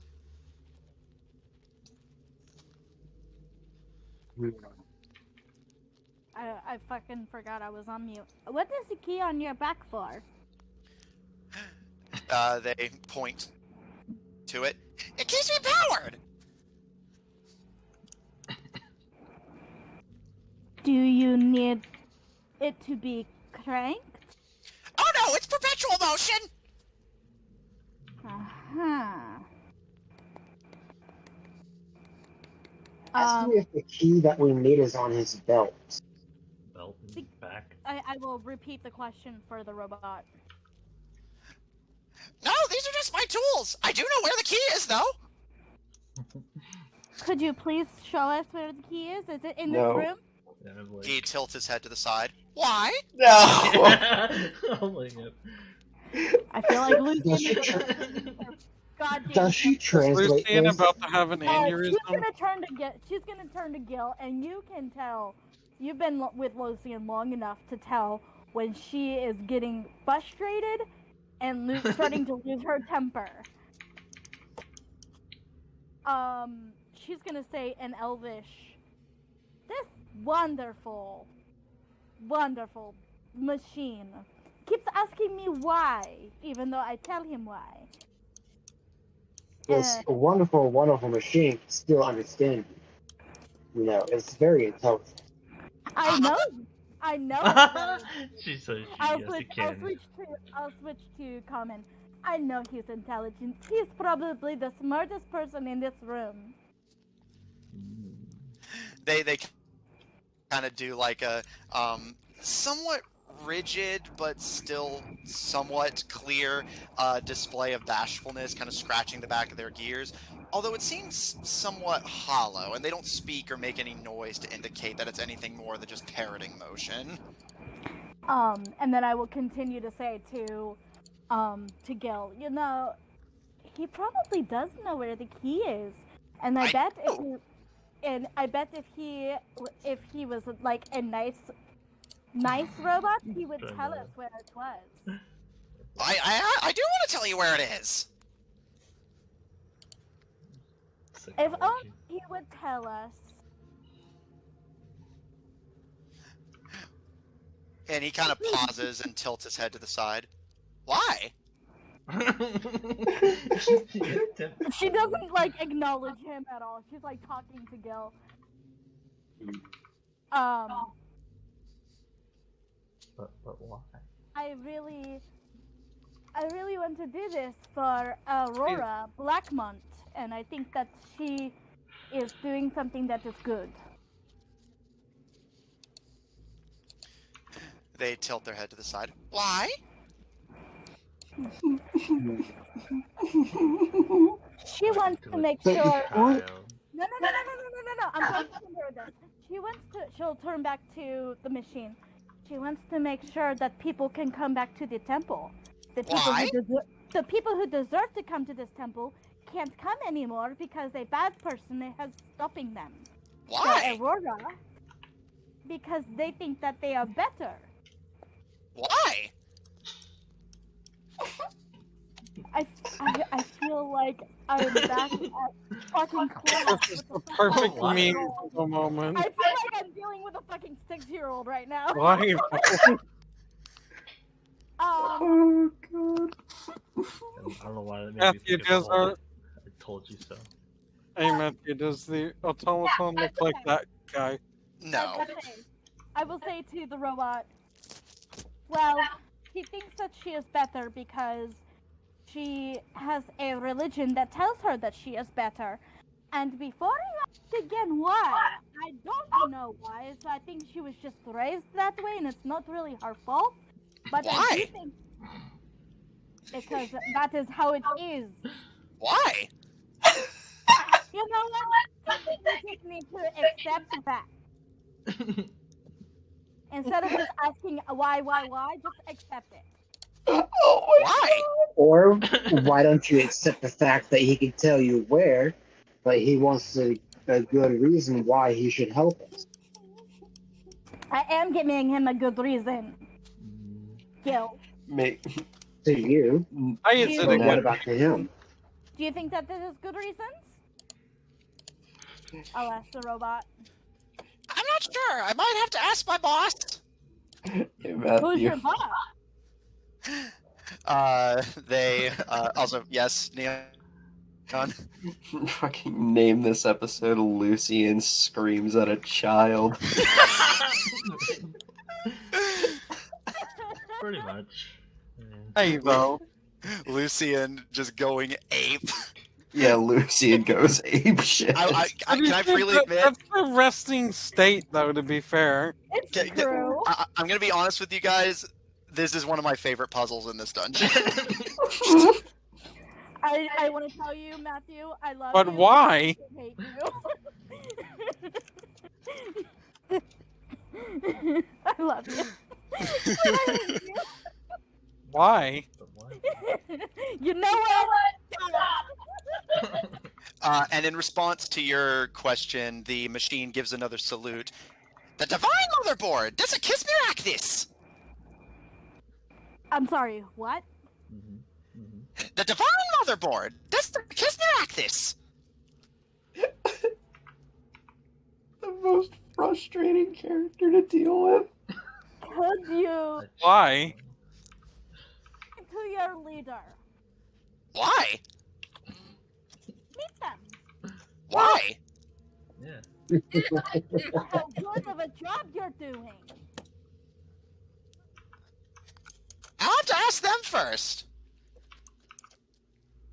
Go. It's literally circular logic. She just kind of like, she tries to like smile, but it looks more like a grimace. Yeah, you do that. Oh, her face is like twitching as she smiles. And She just, Lucian, as you say that, I want you to take a wild guess what he asks you. You know what? You are lucky you are so far away from me right now, because I would throw something at you if I could. God, Matthew, that was really sassy. But, you know, why? Because you keep. Well, Lucian, what do you do? She just kind of like takes a deep breath and she's like, you know what? A little bit, shall we?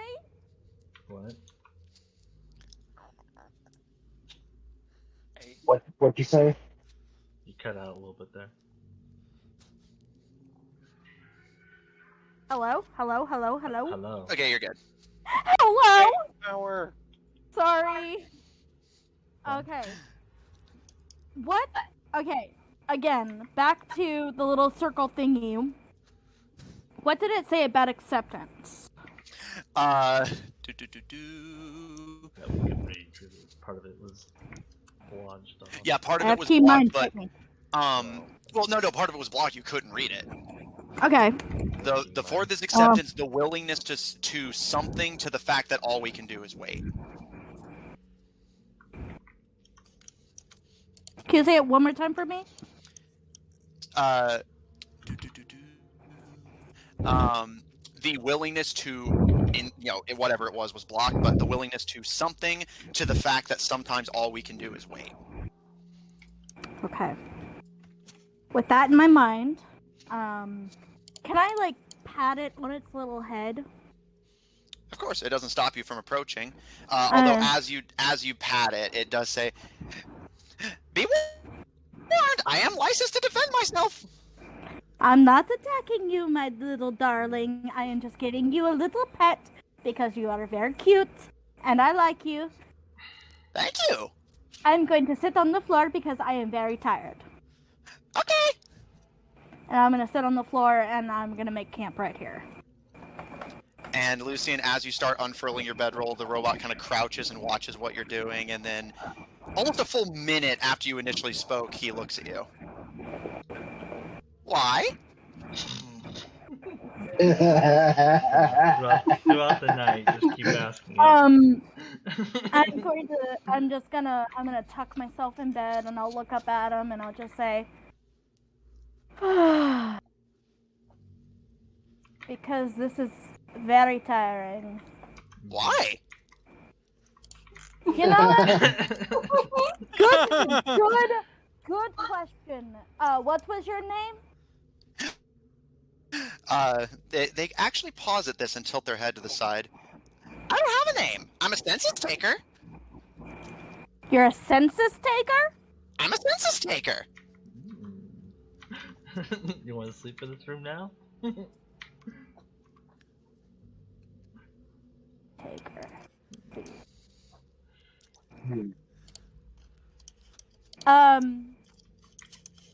You know,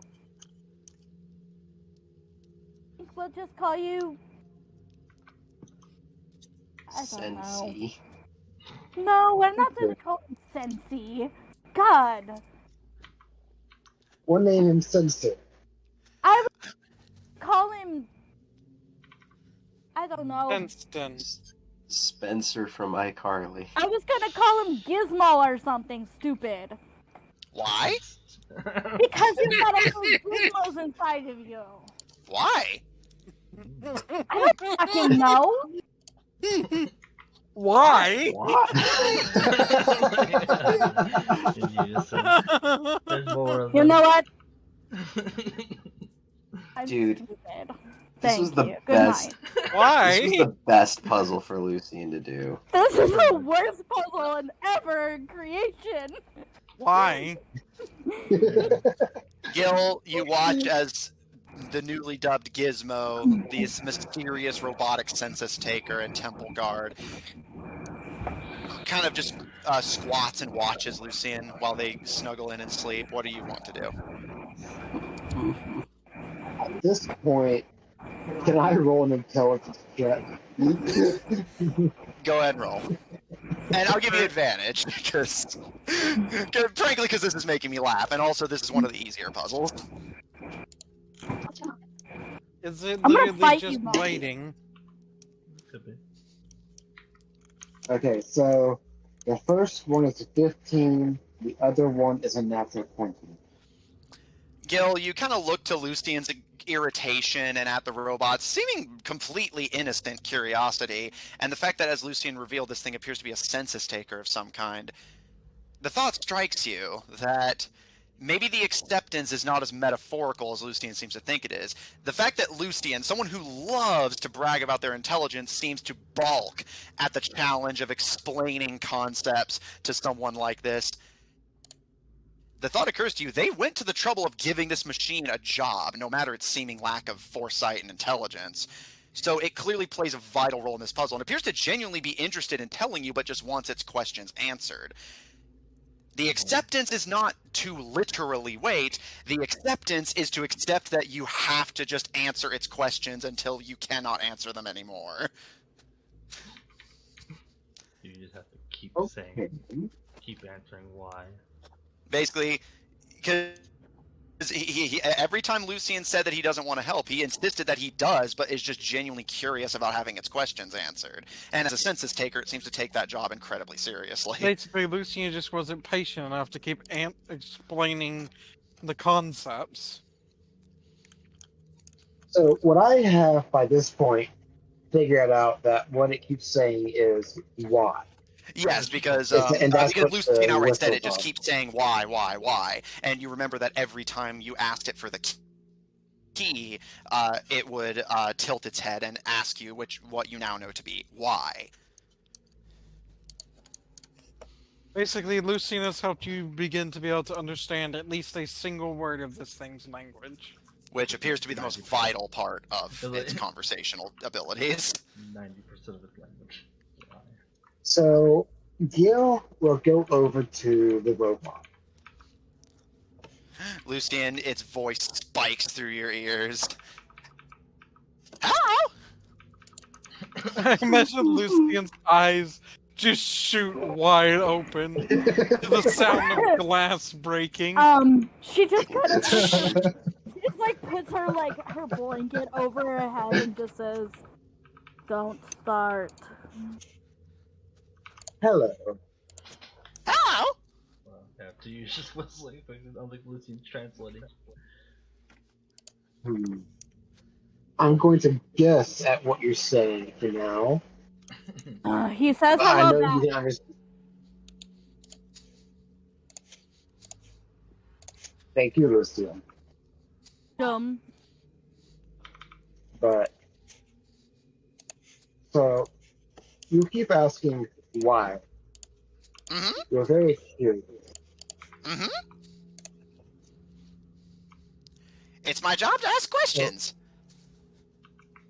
And you do it very well. Thank So you. what would you like to know? Oh. I'm guessing that Lucian's begrudgingly translating at this point. Is that the case, Lucian? Yeah.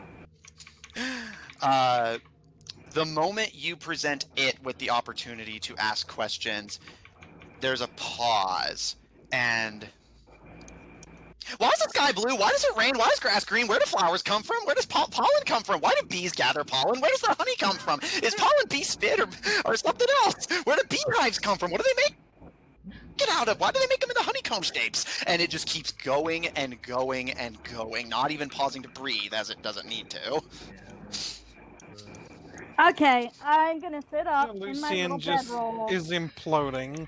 Okay, let's start from the beginning. The sky is blue because, and I will answer everything to my knowledge, scientifically, everything that I know. All right, and Lucian, how long are you willing to keep that up?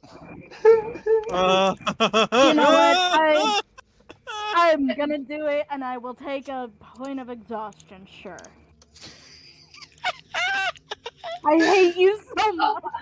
Matthew, I have to ask, was this the one where Teresa was like, "That's terrible"?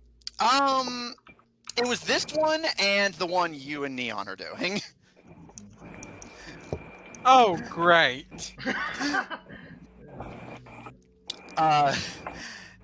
Gil, you watch in some degree of satisfaction as Lucian begrudgingly sits up and answers all of Gizmo's questions.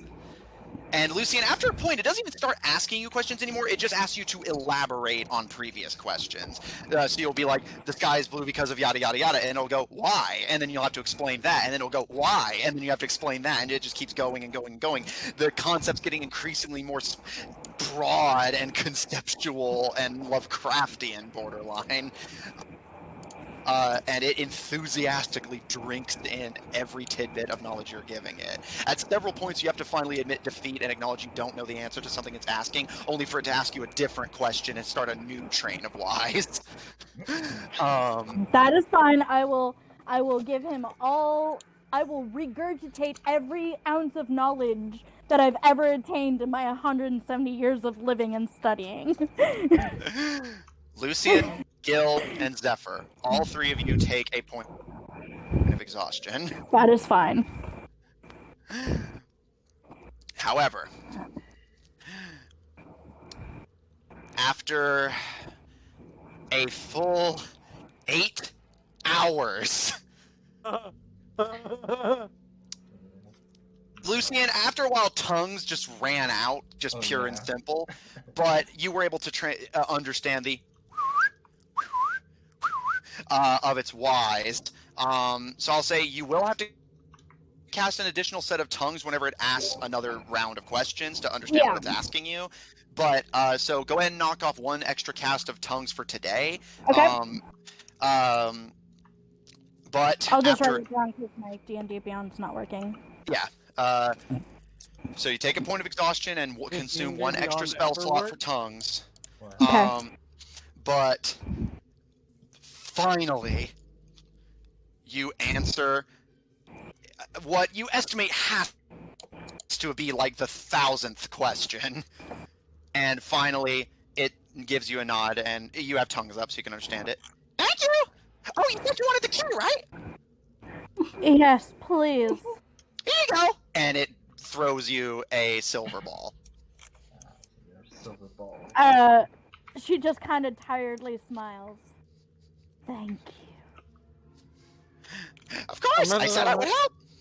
Imagine her hair. I imagine her hair is just like a complete mess. Everything is a mess. She's got baggy eyes. Her hair's a mess. Her dress is askew. Got like frizzes everything is everywhere terrible. from her hair. Yeah. She's turning into Mrs. Frizz. She's looking pretty bad. And she's just like, she looks over at Gil and she says, "We never speak of this, you understand?" I Speak of what? I leave the room with the key. Lucian's eye just switches whenever she hears why. I was saying, you know what, Gizmo? Ask your mom. Goodbye. Okay! Bye-bye! Zephyr, before the party goes down for their respective rest or lack thereof, you've about hit the L's at this point. Just reading in this monotonous but clear and concise, just your eyes flicking across the wall. Level, levity, lewd, longevity, libel, libation, lithium, litigate, legal, legitimate, and the wall continues to shift and move at your voice. Finally, by the time Lucian and Gil exit their room, and Neon and Caleb, you're about to start waking up, but we'll cut to you in a second, you're actually almost done, Zephyr. You're on the floor now. The tiles have begun shifting ever more harshly, and you're just approaching the X, Ys, and Zs. And you estimate if in another hour or two, you will probably be done. Keep on trucking then. Caleb and Neon, the two of you wake up in the tunnel of the Room of Trust. When I say that, Caleb had it come to him in a dream of how he figures this out. Sure, why not? I like that. Okay. I have an idea. Alright, why don't you share it with me? So, whenever we try to walk forward, we just seem to be in an endless loop. But the second we turn backwards, we're right back out. So my idea is, what if we're supposed to walk backwards? That sounds incredibly stupid. But fine. Have you seen anything in this place? Absolutely not. He's been in the main room the whole time. Alright, So, the two of you Caleb walk is... back. I do know for experience that walking backwards is a little bit awkward, so Caleb's probably gonna like have his arms out to just kind of balance himself. Okay, Neon, are you going to join? Yep. Okay. The two of you take a step backwards, another step, and a third, and you see the surrounding material of the door coming into view. And as the two of you cross the threshold of the door backwards, Caleb, you feel something warm and heavy in your pocket that wasn't there before. Caleb is going to reach into his pocket. You pull out a small silver ball, and Oh, thank fuck. I thought it was going to be something like we had to do like a trust fall off a fake cliff or some shit. and Caleb and Neon, the two of you kind of blink and look back at the hallway. It's just a closet. Caleb is going to be like, how did we fit in there to sleep? Well, it helps that I'm quite compact. Lucian and Gil, as the two of you emerge from the Room of Acceptance with a silver ball in tow, you see Caleb and Neon outside of the Room of Trust with Caleb holding a silver ball in his own hand. So, apparently there is no hallway. It is just a closet. And the only way to And- get to the object is to walk backwards. Lucian and Gil, as you had entered the hallway and then exited, the illusion is broken for the two of you as well. You just see an empty closet with the door hanging open. Okay, as you see Lucian, she just looks like absolute shit. And she just deadpans and just goes, I hate that here. Neon looks her up and down and she goes, "Oh, you should get some sleep." You know what, little fox thing, whatever the fuck you are absolutely right. As soon as she says that Caleb she is needs to get going some to sleep, look at Lucian and be like, "Why didn't you sleep?"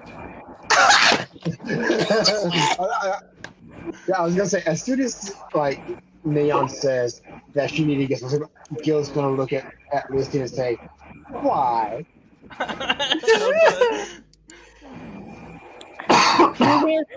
I would like to rage. No, I'm just kidding. Yeah, I would like to read.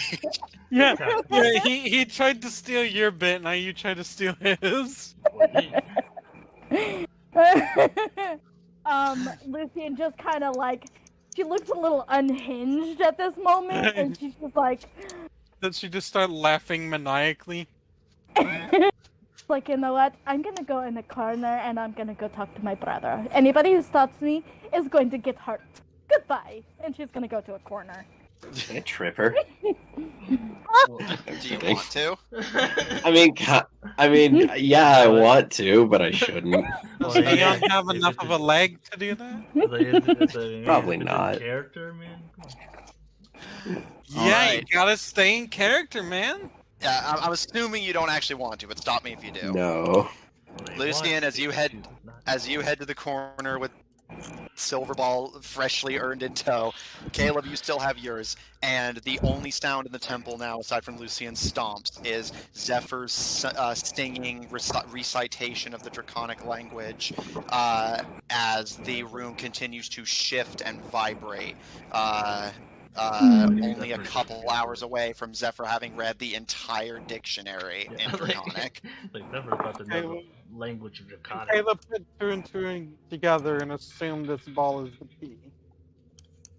Yes, you had noticed something strange about the locks, but like didn't get a chance to investigate further as you got distracted by the party doing other things. But as you approach the lock, you do see it is ball-shaped with a small indentation, and as you kneel to look at it, the ball hovers from your hand and slots into one of the locks. I will also say, before Lucian goes to her corner, she'll just kind of wave her hand and say, the ball is the key. And what about the key in your hand? I'll toss it to Gil. At least Gil she will didn't go throw take it it to at the you. slot. Alright. 3 keys down, 1 to go. That is Zephyr.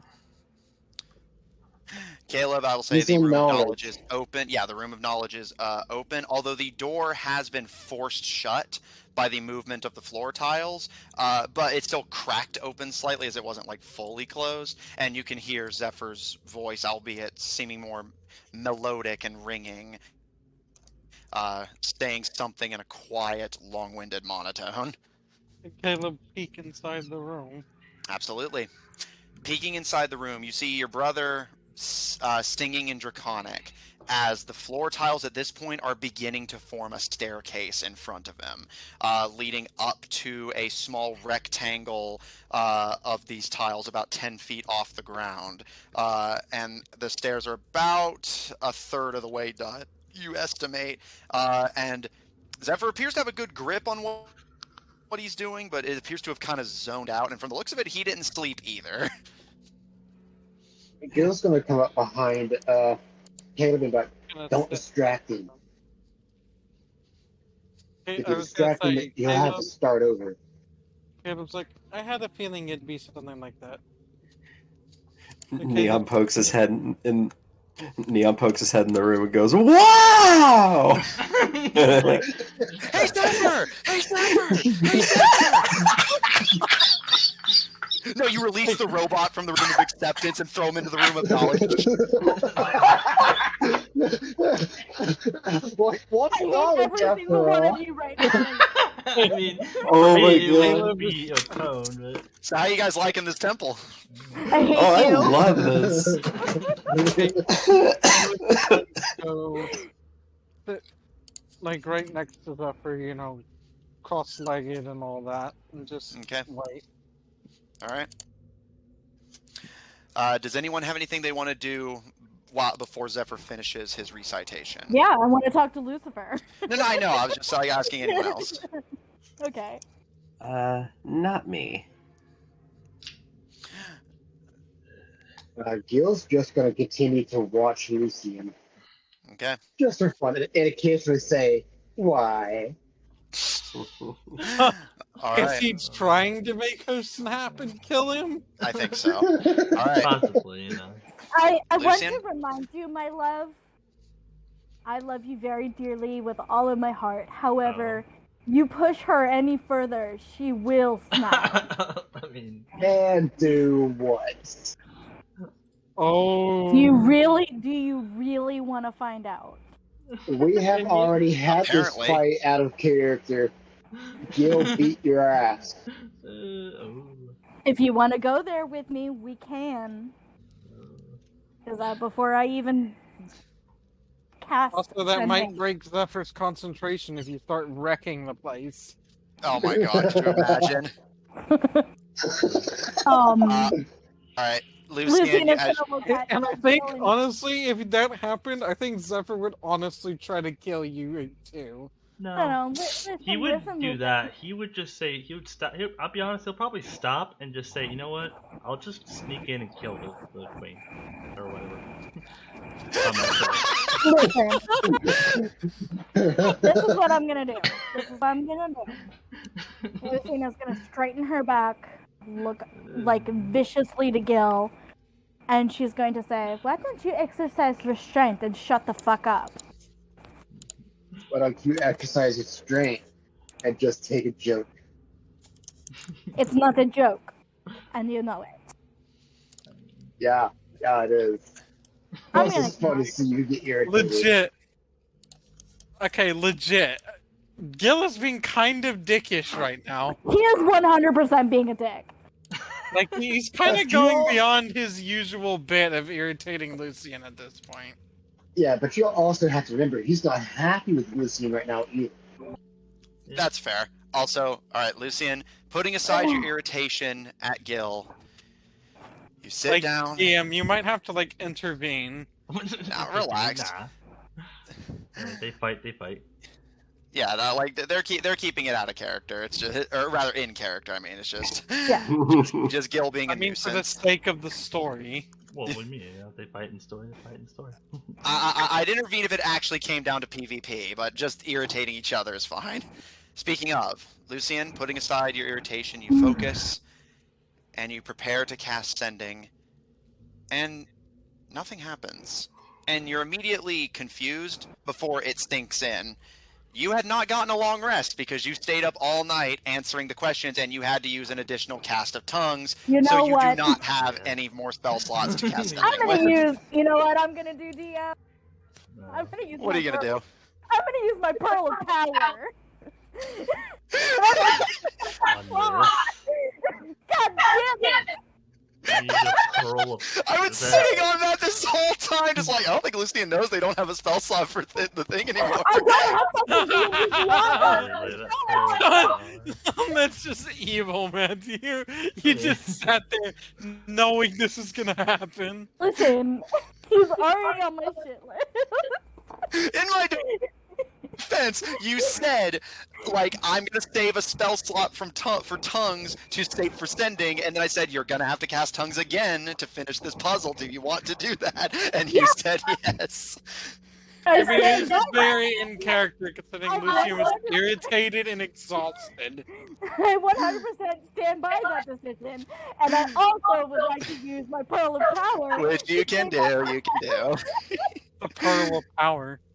It's an item that gives you a spell slot back. Is it one use only? I actually don't remember. No, No, it- it actually it's has a not. recharge apparently. Yeah. Yeah, One it use has a per recharge. day. Alright, Lucian, you break out your Pearl of Power and dismiss Gil's questioning, and you can now cast Sending. Okay, so is anybody around me right now?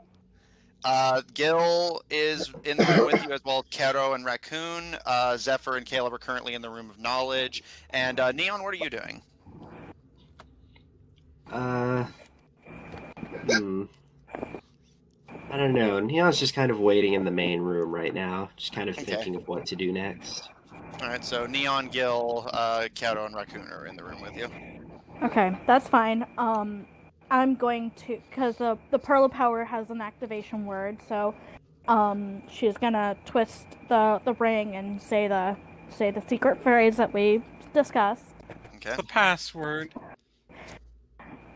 She is going to use the password, which she Use says the magic words. She says it in Yavik, so hopefully nobody hears. Yavik. There is nobody out that door. Stop barking. Sorry. They're seeing ghosts. I better not. I just smudged the house. Okay, so I'm gonna. Yeah, the cast ghost said, "Fuck your smudge." The ghost does do that. They follow me anyway.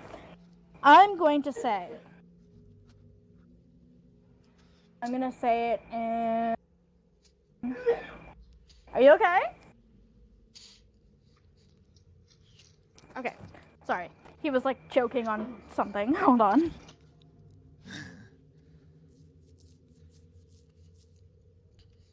Oh my god, this turned into a comedy. I was so excited for this dungeon. So, like, was it the part where it was revealed it was just a closet?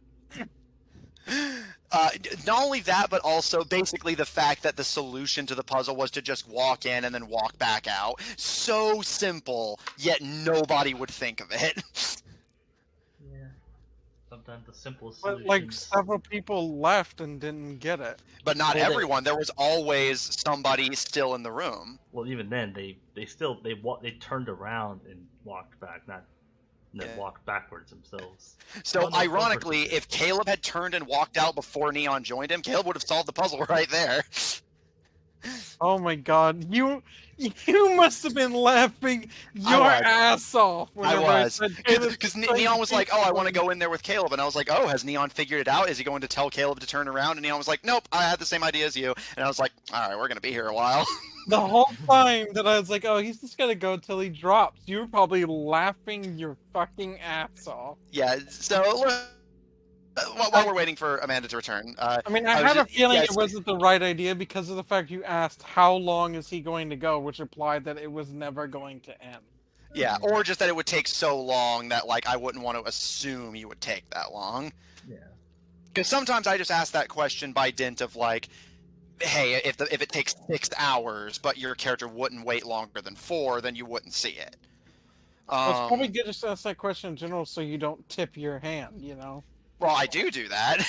And he did ask Lucian, hey, how long do you want to keep doing this? About the whole asking her questions. Mm-hmm. It's just normally your characters aren't your characters haven't really stopped for downtime yet, so there hasn't really been enough. But yeah, I do normally ask, like, okay, assuming there's no stated end, how long are you willing to maintain what you're doing? Yeah, that's probably something that a DM has to think about is not tipping your hand without. Oh yeah, very important. I'm gonna assume it's gonna take Amanda a hot minute, so Zephyr. You start to finally reach the end of the Draconic Dictionary. Caleb, over the course of an hour and a half, you watch as Zephyr calmly and clearly and concisely recites the dictionary, the staircase of letters slowly assembling itself. And Zephyr, you haven't slept. You've been speaking for 24 uninterrupted hours. Just talking and talking and talking in a language you can barely understand. His voice is probably getting all croaky. Yes, it is. I was going to bring that up. While you are still able to speak clearly, your throat is getting very dry.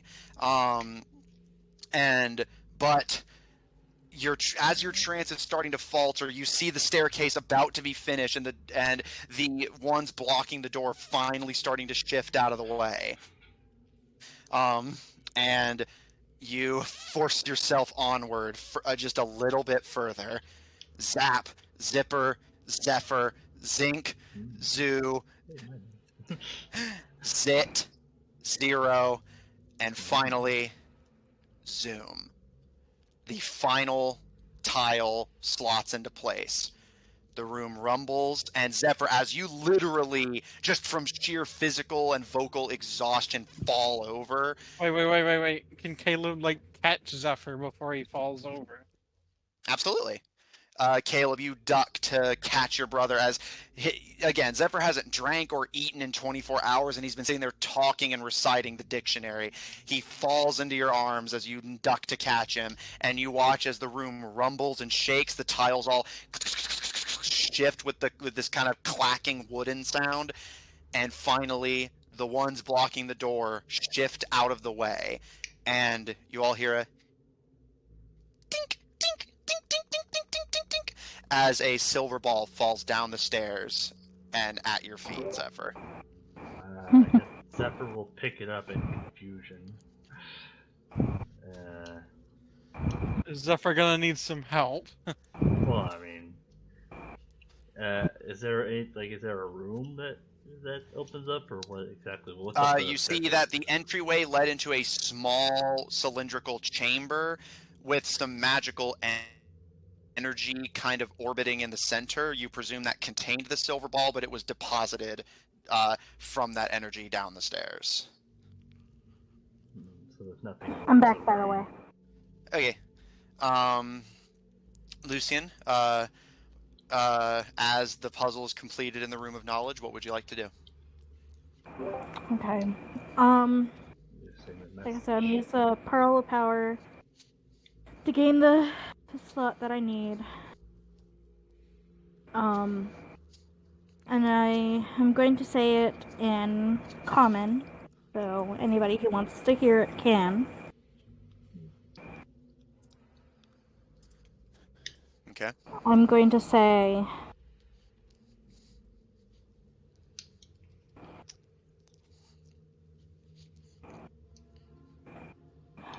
Hang on, I'm counting words. You are such a little shit, you know? But I do love you. I would like to know what you meant. Last message. And that's my message. Did you? You get a response pretty quickly. You're going to have to be more specific than that. And that's the end of the message. I hate you. So you're gonna have to take a Like he knew you only had one slot left. Yeah, no, it's like he fucking knew. Of course he did. No, I wouldn't be surprised.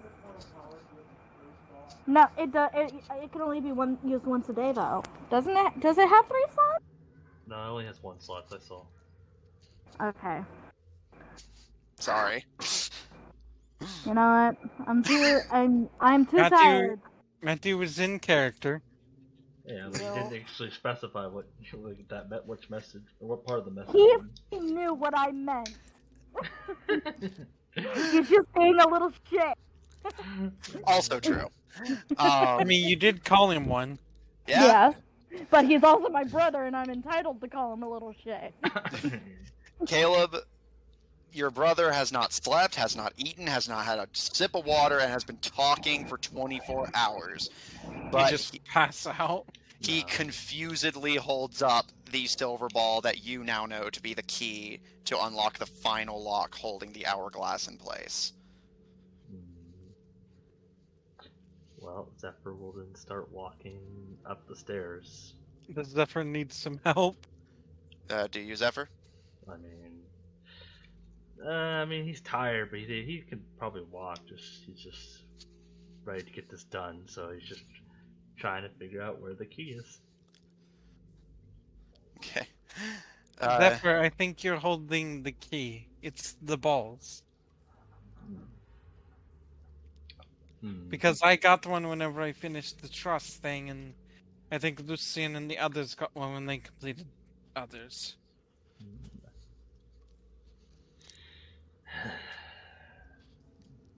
Well, I guess, probably very groggily, like, and he'll grab out his water skin and just down his water.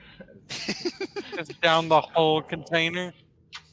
Be like, he'll put the endless decanter of water and be like, geyser in 30 gallons and doing that. Zephyr geysers themselves out of just finally able to stop talking after 24 straight hours of it.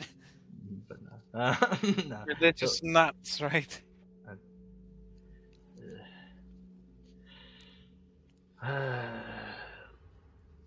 Well, this room is done. Let's get this whatever.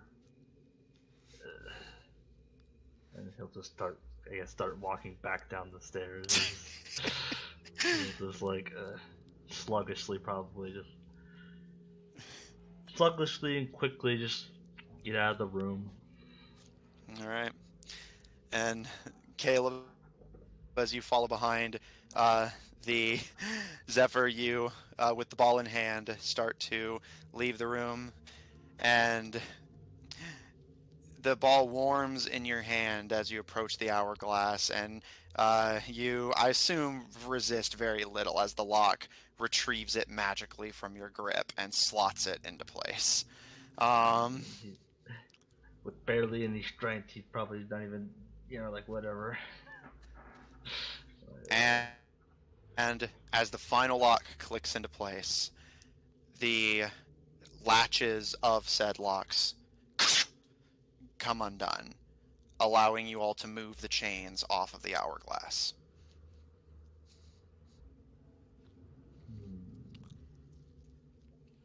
Okay. And Gil then try to move that hourglass? Like, does it flip over? You'll have to get the chains off of it first, but it looks like it should. Yeah. Basically, chains are So- holding down. Gil will remove the chains. Okay, you all watch as Gil slides the chains, which rattle and clatter as they fall to the floor. Lucian, freshly irritated from your conversation or lack thereof with your brother, as all of you gather in the central chamber, as Gil slides the last of the chains with a rattling clatter to the floor, several layers of dust getting kicked up in the process. And Gil, do you wish to turn the hourglass? Yes. The whole thing okay. resets. The whole thing resets. Oh god. It was like you have to do everything I will again. literally travel like 2,000 miles just to like bop you. So We will start tonight. as Gil offers to turn the hourglass, does anyone have any I anything will they'd cast like to do? Or anything? guidance on Gil, so if he needs to do anything with saving throw or whatever, he can have a D4. D4 Okay. while also having disadvantage. Does Neon anything special you'd like to do, or are you content? Nah, I'm content. Okay. I'll probably just sit down and like bring out some food, as I am hungry now. Gil, it actually takes you some strength, both because of your exhausted state and because of just how heavy the thing is and huge. But you are able to push and pull the hourglass to perform a complete rotation. And the temple gives a mighty rumble. The entire room turns a blood red color. The doors all slam shut harshly. And you all hear a draconic roar echo through the temple. A glowing runic symbol of fire appears on the ceiling above the dragon statue on the elevated platform. And Zephyr, whether it's your trance or just your like kind of unconscious motions right now as you're stopping to eat, you recognize this symbol of Draconic 60. It changes the embers and fire shifting positions. 59. It shifts again. 58. The roar gets louder, and you all hear the stomping of feet, and the statue's eyes begin to glow a bright emerald green. Oh no. Part of me wants to think if I know this puzzle, but just... We're going to have to defeat the dragon to get 57, the ultimate key. 56, Yeah, 55, be very let 54. down if you have these temple that was so well made end in a fight in a temple about being patient and showing restraint. Ooh. Can Gil go to the statue and investigate the statue? Make an investigation He's check. looking. I'm looking for any resemblance to the key. I'll help him. 30 seconds.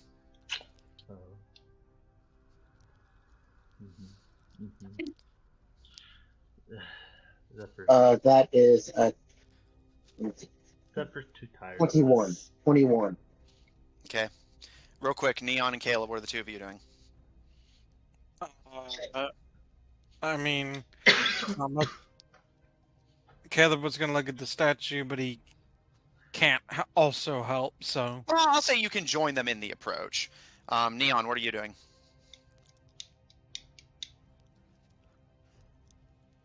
Should I roll? Sure, go ahead. Just flat investigation, so. Neon, what are you doing? 16. You're muted if you're talking. And alright, 16 from you. Gil, what'd you get with advantage from Lucian? And you can add guidance as well.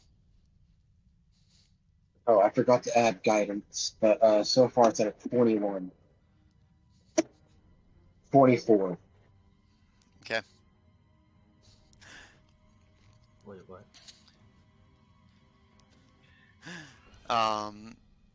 And I'm gonna assume Jacob is away, so we will come back to... Yeah, I got called away, sorry. what was the last thing you heard? Trying to remember. It was the dragon, or the thing was counting down. Yes, there's 30 seconds left on the, or 20 now left on the timer. Gil, Caleb, and Lucian are rushing up to check the statue, and Zephyr just seems kind of confused, but is just continuing to eat, too tired and exhausted to do anything. Kero seems kind of panicked and uncertain. What do you want to do? I also want to investigate the statue. Go, Caleb, roll again. I'll give you advantage. Okay.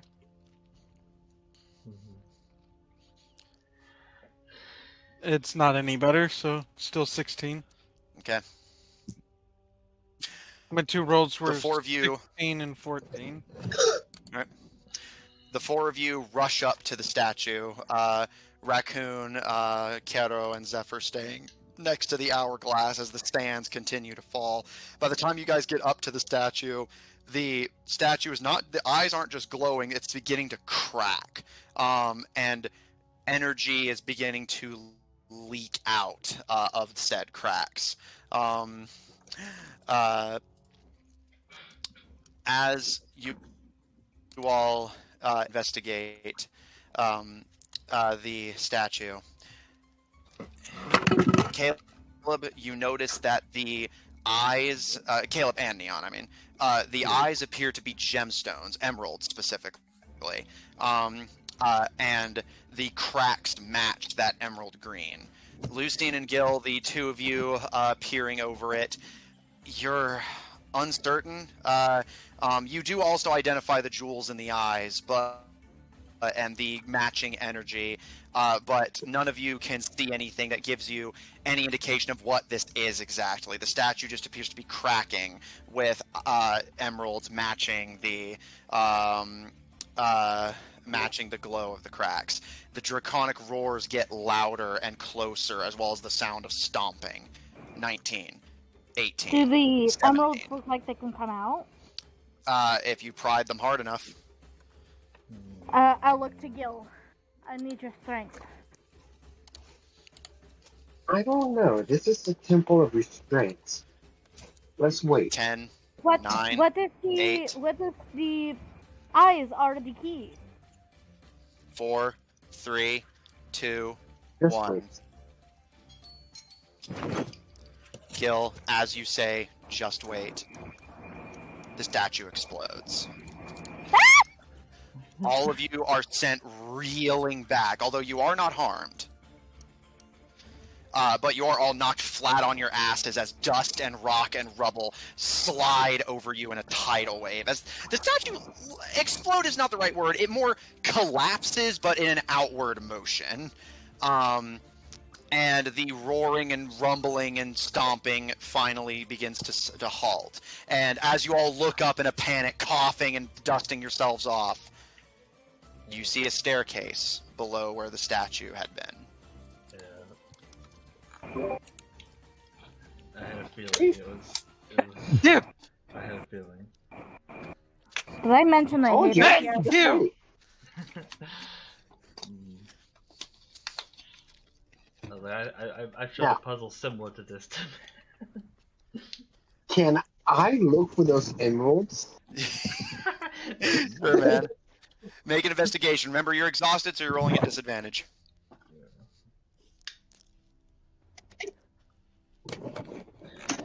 Get your investigation. 15. Which really sucks because my second roll was a natural 20. You shift the rubble aside, less focused on the irritation of the puzzle and Lucien's own, and Caleb's seeming befuddlement, as the fiery ember of the draconic runes go away from the ceiling and the room returns to its dark lighting rather than the dismal, spooky red. Gil, as you shift around in the rocks and rubble, you find 2 emeralds that had been the statue's eyes. I will pocket them. All right. Caleb looked down the staircase. Indeed you can. Make me a perception check. I'll help, and I'll give him guidance as well. All right. Guidance. Perception with advantage and add a d4. Is there anything on D&D Beyond that is a D4 roll? Because I don't know Yes. where my D4 is. Yep. You can do a custom roll, which is in the bottom left. You can just it'll pull up all the dice types. Mm-hmm. Bottom left. A little button that has the Oh, okay. D20 symbol. Hang on, I got a D4. I can roll it for you, hun. 4. And I rolled a 4 too, so there you go. So do I add? So let's see. That's You add gonna be 4 to a perception with advantage. Oh, I had advantage. Yeah, because Lucien's helping you as well as casting guidance. Okay. So it's gonna be 8 plus 4 is 12 plus 7 is 19.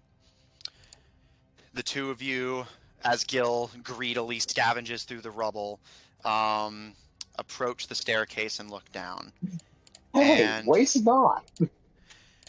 The staircase appears to go down about 20 feet, you estimate, and enters out into a wide room that, unlike the rest of this temple, has lighting, which is why you're able to see it, Caleb. There appears to be some form of light coming from down there. A dull emerald green that matches the eyes and internal mechanisms of the statue. Caleb will tentatively go down to search, seeing how I he is will one of the join him. few people in this party who isn't exhausted right now. I'll join him. All right. Caleb's going to be like, maybe you should wait here. Maybe Maybe Leon. you should just let me come and help you. You're- I will be you need- fine. you should just wait here. You're very tired. Caleb, I appreciate that you are trying to be nice to me, but I am determined to get this done. So let me come with you, please. The least I can do is give you a little bit of a boost on Alright. helping you. Caleb like, okay, but... And he's gonna look to Neon, because he knows they rested. Neon, do you want to come with us as well, so that we at least have two people who are alert? I mean, we're alert. We're just, a little tired. Sure, why not? And Alright. after Gil finds emeralds, he's gonna go too. All right. In case we meet him as a key, you know?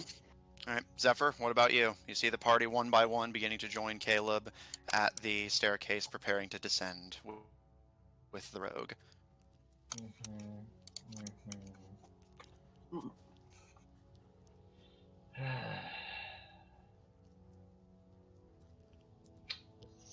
I guess he'll start. He'll kind of walk with having food in his hand. All right, so you're gonna keep eating, but you are gonna join the party. Yeah, he'll just walk and eat, just like, all right. Okay. You all descend down the stairs. Some of you have weapons at the ready. Some of you are too exhausted to muster up more than a cantrip, and some of you are just snacking, as you have not gotten the chance to eat in the last 24 hours. You descend the stairs, 20 feet down below this temple. From what you can tell, you may be the first non-direct worshippers to be here, as you do not see any of the same signs of destruction and wear and tear. And given that Liv seemed completely unaware of this place, or that there was anything like it, you may be the first of presumably many that attempted and failed to solve these puzzles. As you descend, you find yourselves at the foot of the stairs, exiting out into a wide chamber, easily 100 feet in either any direction. And in the center of it all, producing that emerald green light that spills over the chamber, you see a bright, somewhat translucent emerald bubble of magical energy surrounding a pedestal on which rests an emerald key. Caleb is going to go to investigate this thing. As you approach at the head of the group, you make the trek across, and as you reach the green magical energy, you give it an experimental touch. It doesn't hurt, but it seems to completely block you. You give a firm push, much of the same. Can Caleb investigate around it? To see if Absolutely. there's anything like a puzzle or anything? Make a perception check. Guidance. Roll perception check with a d4 added on. I don't need it. That's a natural 20. Nice.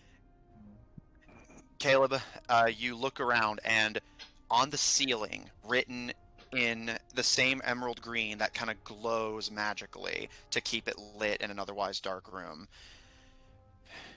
you see words in a circle similar to what had been written under the hourglass on the ceiling of this room in Draconic, emerald green. You cannot read it, but you do see that it appears to be the only thing in this room, you are certain, besides that key, that pedestal, and the seemingly impenetrable wall of magical energy that blocks your way. Alright, Caleb's going to call out, Zephyr! We need you! I'm not here. He came with me, just. He calling out. Oh, the way you said it, like, loud, almost like sounds loudly, but. Yeah, he was saying it loudly. And he'll, with his food in tow, come up to the front. Zephyr, make an investigation check with disadvantage because you are exhausted. Guidance. Roll a d4, though, on top of whatever you roll. If he doesn't mind Lucian touching him. Do we need to touch him? Yep. Yeah, I believe guidance is a touch spell, yes. And while they're doing this, can I try something? You can, absolutely, unless someone stops you. What would you like to do? So, this temple is, Yes. I have to get the term. Oh, well. Restraint? It's a Temple of Restraint. I'm gonna choose not to use the guidance as I have a natural one. I want to try Holy to, shit, rogues. like, thinking of all the puzzles that we went through up top. I want to try to, what's the word? Like, express them, like, build each part of the aspect of restraint and see if that will allow me to pass through the orb. Well, how do you If intend by to showing express this, this? like, he's I going don't to focus understand on what he each, just said. he wants to focus on each aspect that he learned of restraint, Okay. of patience, and see if the magic will let him through if he shows the aspect of restraint. Okay. Gil, you walk forward and concentrate on willpower, on trust, on acceptance, and on knowledge, and bounce off of the ball of magical energy. Zephyr, you turn your attention briefly to the noise being made, and between what little of the runes you're able to read and what you see happen to Gil, that the rest of you, Caleb, I'll say you spot this too with your earlier roll, but the rest of you don't immediately notice this. Right. But Zephyr, for your translation of the nat- runes first. My natural one. Oh, you rolled a nat 1? That's all it said, nat one. Oh, I see. Okay, I thought you said I'm going to choose not to use it. I rolled a nat 20. No. Other than that one. Uh, Well, guidance probably won't do a whole lot. Okay, Zephyr, you are exhausted. You've just spent 24 hours literally doing nothing but reading Draconic, and whether it's your brain's unwillingness to process it or just that thing of where you read too much and everything starts to look like gobbledygook, you can't make heads or tails of it, and frankly, you don't want to. So, like, I think, like, could we make an argument that now that he's read the entire dictionary? Well, but like I said, it's not even a thing of not being able to at this point. It's a thing of, like, Well, it's again, like, why is he still rolling disadvantage? because he's Well, 'cause exhausted. I'm exhausted. Oh, okay. I thought rolled he was rolling. investigation, which but I was exhausted. Okay, I see. I thought he was still rolling disadvantage because he didn't really understand it. I was saying, like, I think I was rolling disadvantage before. But Caleb, with your earlier roll, you do notice something.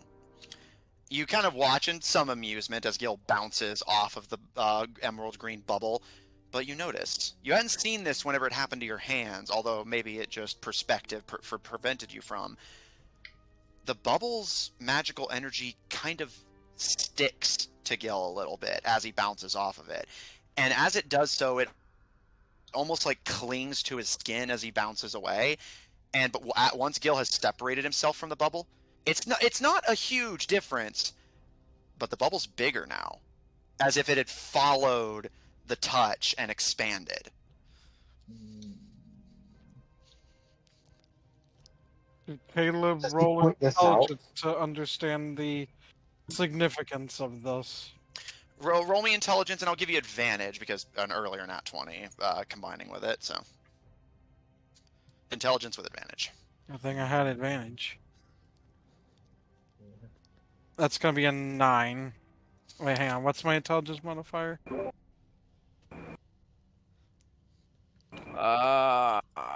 Okay, it's gonna be in 10. Okay. You're not positive, although you are pretty confident from that it seems like any attempt to directly engage with this magical energy only makes the bubble bigger, increasing the divide between you and your objective.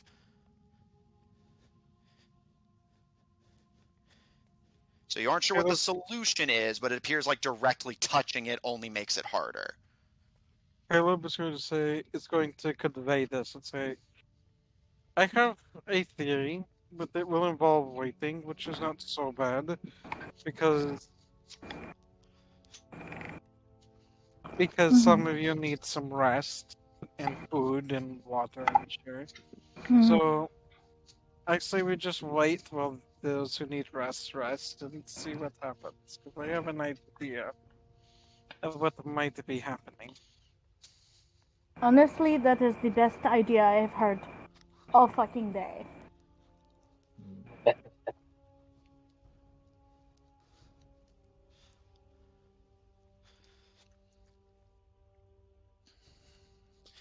All right.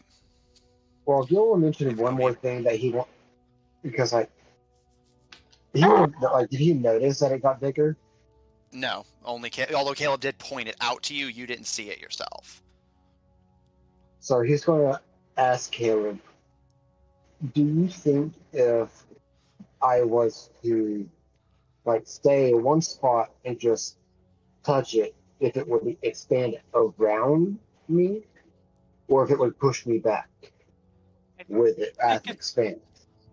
I think it's pretty clear from what Caleb saw that it would push them back, right? Yeah, because he bounced off of it just from bumping into it. It seems like it's actively repelling any attempt to touch it. It seems to me that it will just push you back. Okay, then we wait. Well, it repels physical, but does it repel magical?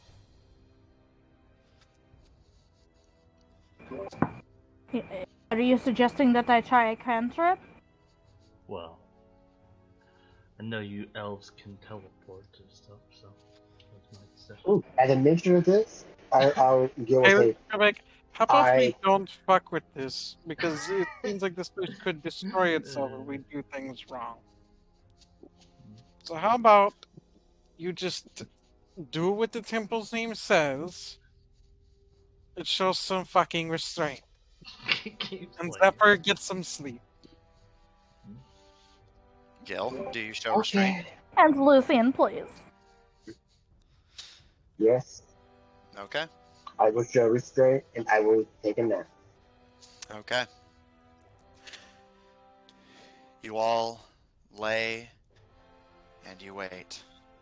And I will say, Caleb, you watch, and to a mixed sense of satisfaction and disappointment, as you just kind of stare at the magical bubble for a while, trying to see if there's any alternative means, you notice that after some time has passed and the party is starting to bunk down and nobody has interacted with it, the bubble is beginning to shrink, but slowly. I knew it. Ever so slowly inching its way across the floor towards the key. This confirms Caleb's idea that we're just gonna have to wait it out. Listen, I am 100% okay with that. I'm going to sleep until I am not tired anymore. And I'm gonna lay on the floor and just pass the fuck out. Okay. And do not act on this information. I am simply giving it to you because I find it narratively fulfilling. Mm-hmm. But the runes on the ceiling that Zephyr failed to translate say thusly in Draconic. Just as our sacred flowers chase the sun, so shall you chase the sunrise for every impiety committed on our sacred grounds. Oh, damn. So we have to pay for our mistakes. For every act of impatience you committed in this temple, you have increased the weight. Did Lucian dispelling count as impatience? Well, the temple did rumble. Well, it's basically Lucian, Baby Gil's thing. So basically it lasts longer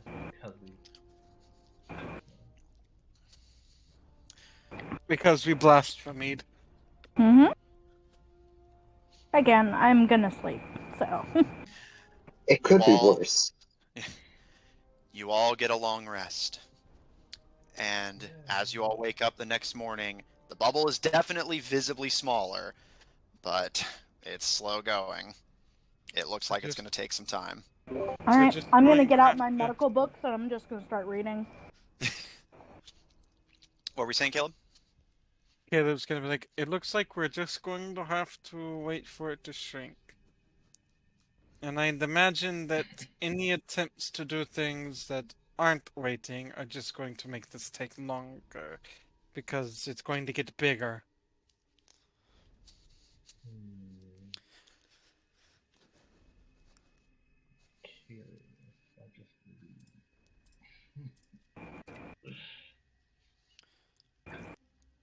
trying to think, should I make leaving an option?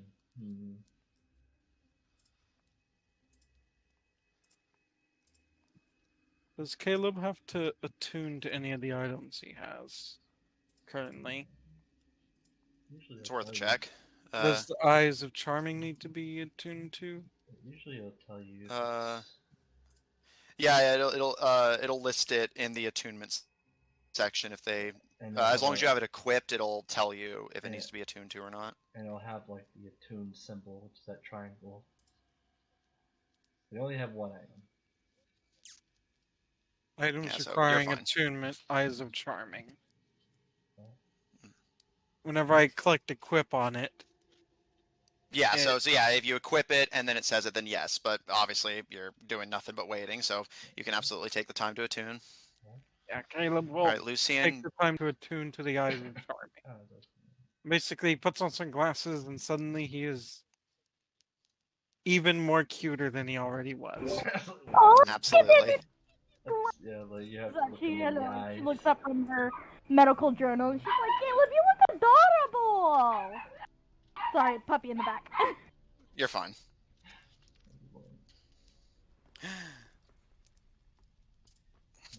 All right, Caleb, you attune to the Eyes of Charming. Lucian, you're going to be reading your medical journals. Does anyone have anything specific they'd like to do for the? I'm so sorry. She is having a fit. I was gonna say I was gonna read until either something happens or I get tired. Okay. Whichever comes first. Zephyr, Caleb, as you attune to the Eyes of Charming, the first sunrise of your penitent wait of patience. Is there anything you'd like to do? The bubble does seem to could be continuing to shrink. It's just slow. Did Zephyr take the opportunity to rest? Yeah, we took a long. Yeah, you all got a long rest already. Yeah, it's just there's more waiting involved. It's just the question: can Zephyr wait that long? Yeah. Do we have to use another day of rations and water skin? Yes. If you guys haven't dipped into them already, which Zephyr I believe you did, but yeah, if you haven't already, then yes. Unless you're going to supplement it in some way, yeah. Day of rations, day of water.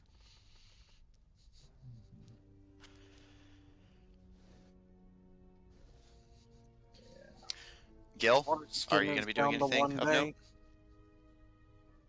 What happens if you run out of water? Then basically for every day you don't drink water, you'll take a point of exhaustion. Gil's going to ask Zephyr if he will look at the 2 emeralds to see what they're worth.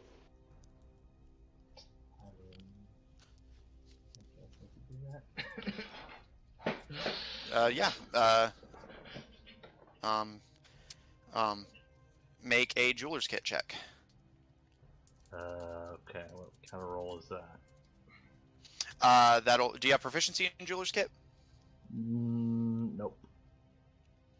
Okay. He was working on it, but he never actually got the proficiency yet. And do you have a jeweler's kit on you? Yeah, I have jeweler's tools. I was given it to him by the other jeweler. Okay, make me an intelligence check, just flat roll. Ew, intelligence. Okay, well, I'm assuming I don't know, but I had 3.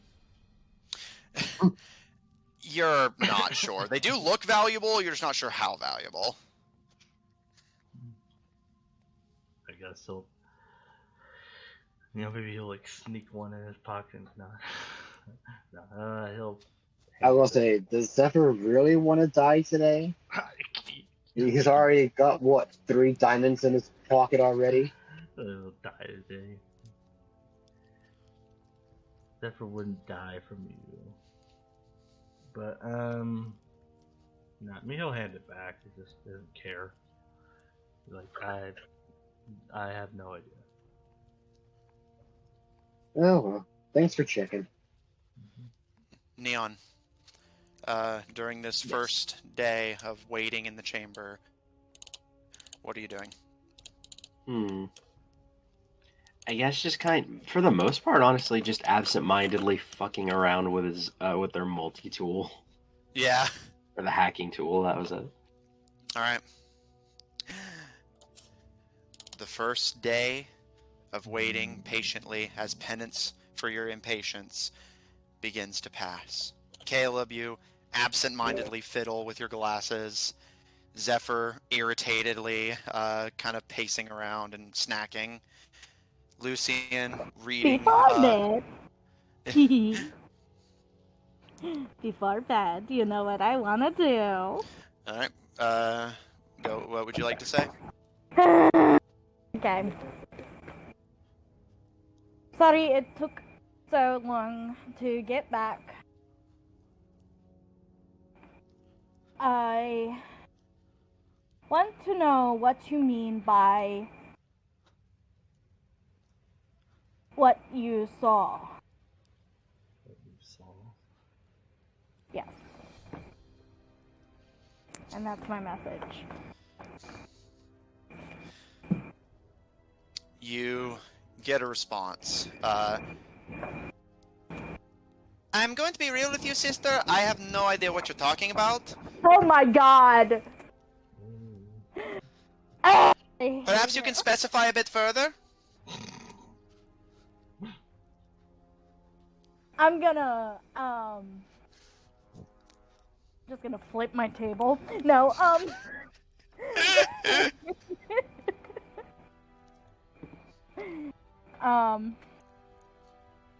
late do I feel like I could sleep?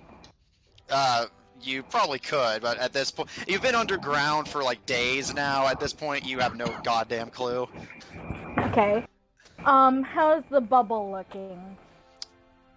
It's getting smaller, but it's slow going. Okay. I'm going to reply exactly what the fuck I'm saying.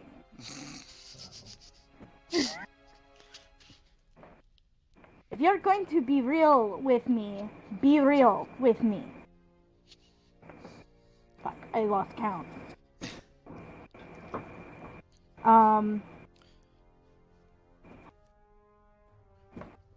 13.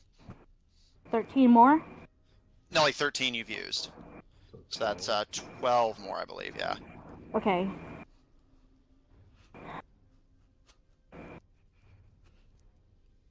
What did you see me do?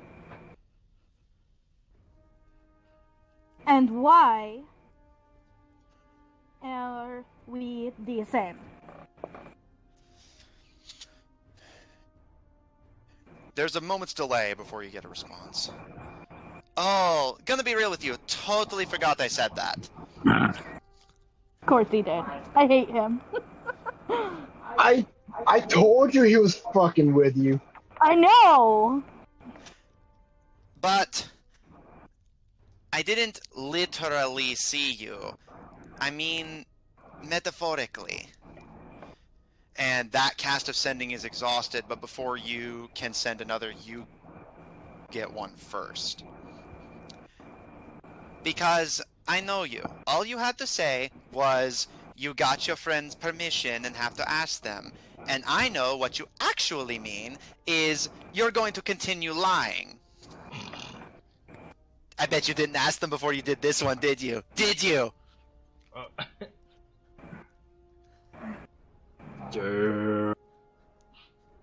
But you did. No, that's She this one, talked to technically. Gil.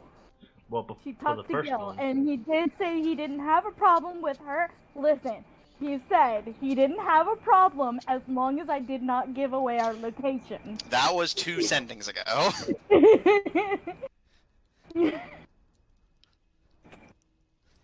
Technically. But yeah, we gave his permission as long as it's not information. Mhm. Gil. The thing that makes you and I similar, sister, is neither of us will ever do what we're told. We'll always try to find a way to, what do they say in the East? Make weasels? Mhm.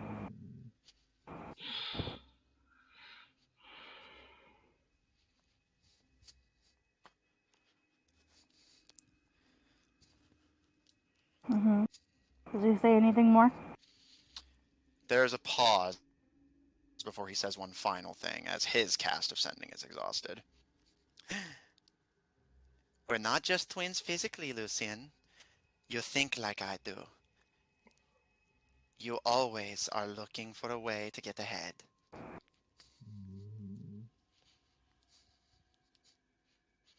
Not wrong.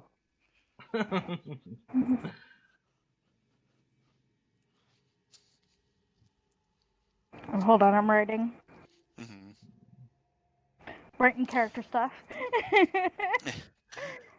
Is that it for the night? I'm going to reply to his last one.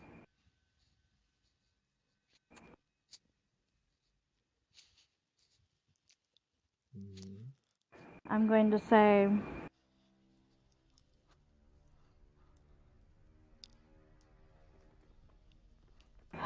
Fuck, what am I gonna say?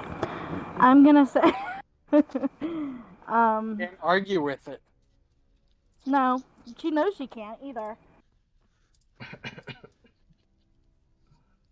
You're right.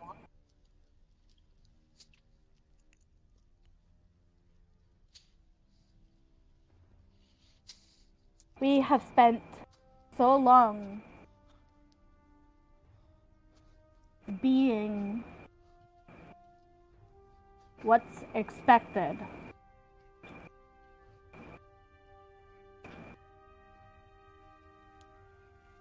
Don't you get tired of it?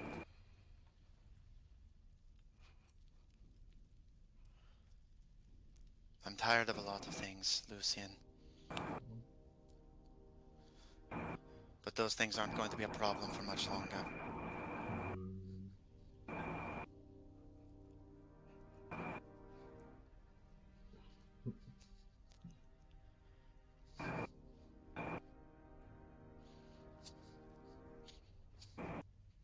I want to see you soon. I have things that I must do, and places I must be, as I'm sure you're well aware of.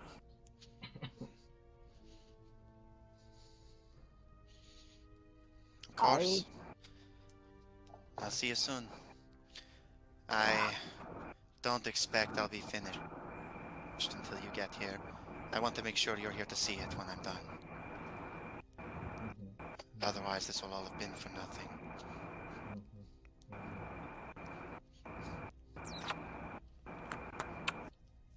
No, not quite.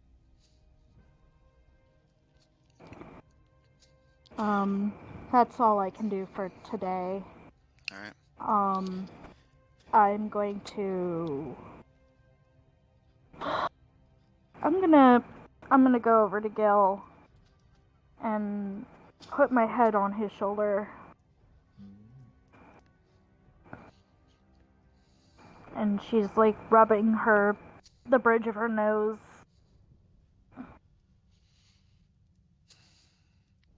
He was fucking good, wasn't he? No, it's not that. It's not that at all.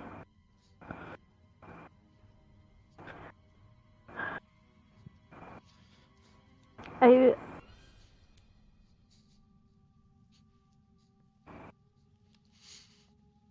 spent a lot of time as Lucian at Leficare, and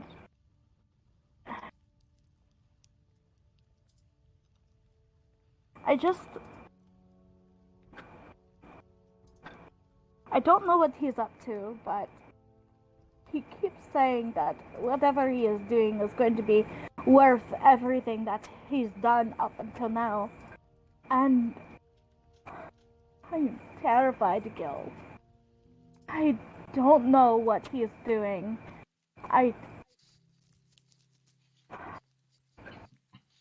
And I don't know why he won't tell me what he's doing.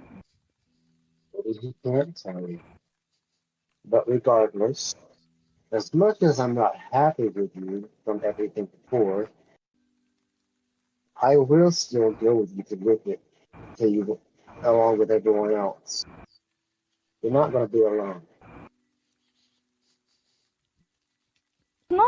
It's not that I am afraid to go alone, Gil. It's more of the sense of what I'm going to be greeted with. You know, I haven't been back to the Elefakir mansion and it feels like forever. I don't even know if it's home anymore. It's all I've known for my whole life, and Oh my god. I want to go home. Alone?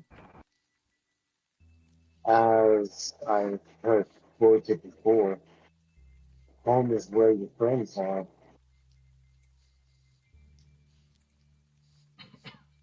Are we even friends, Gil? Because all we ever do is fight. All any of Yes, us do is fight. and friends fight. And when one of us gets messed with by someone else, who has our back? We defend each other. Even though we fuck with each other all the time, we still have each other's back. If that's not a friend, what is?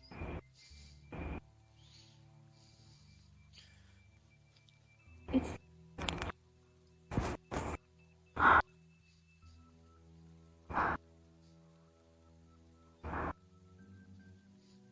okay, don't misunderstand me when I say I can't trust that. It's not that I can't trust you guys.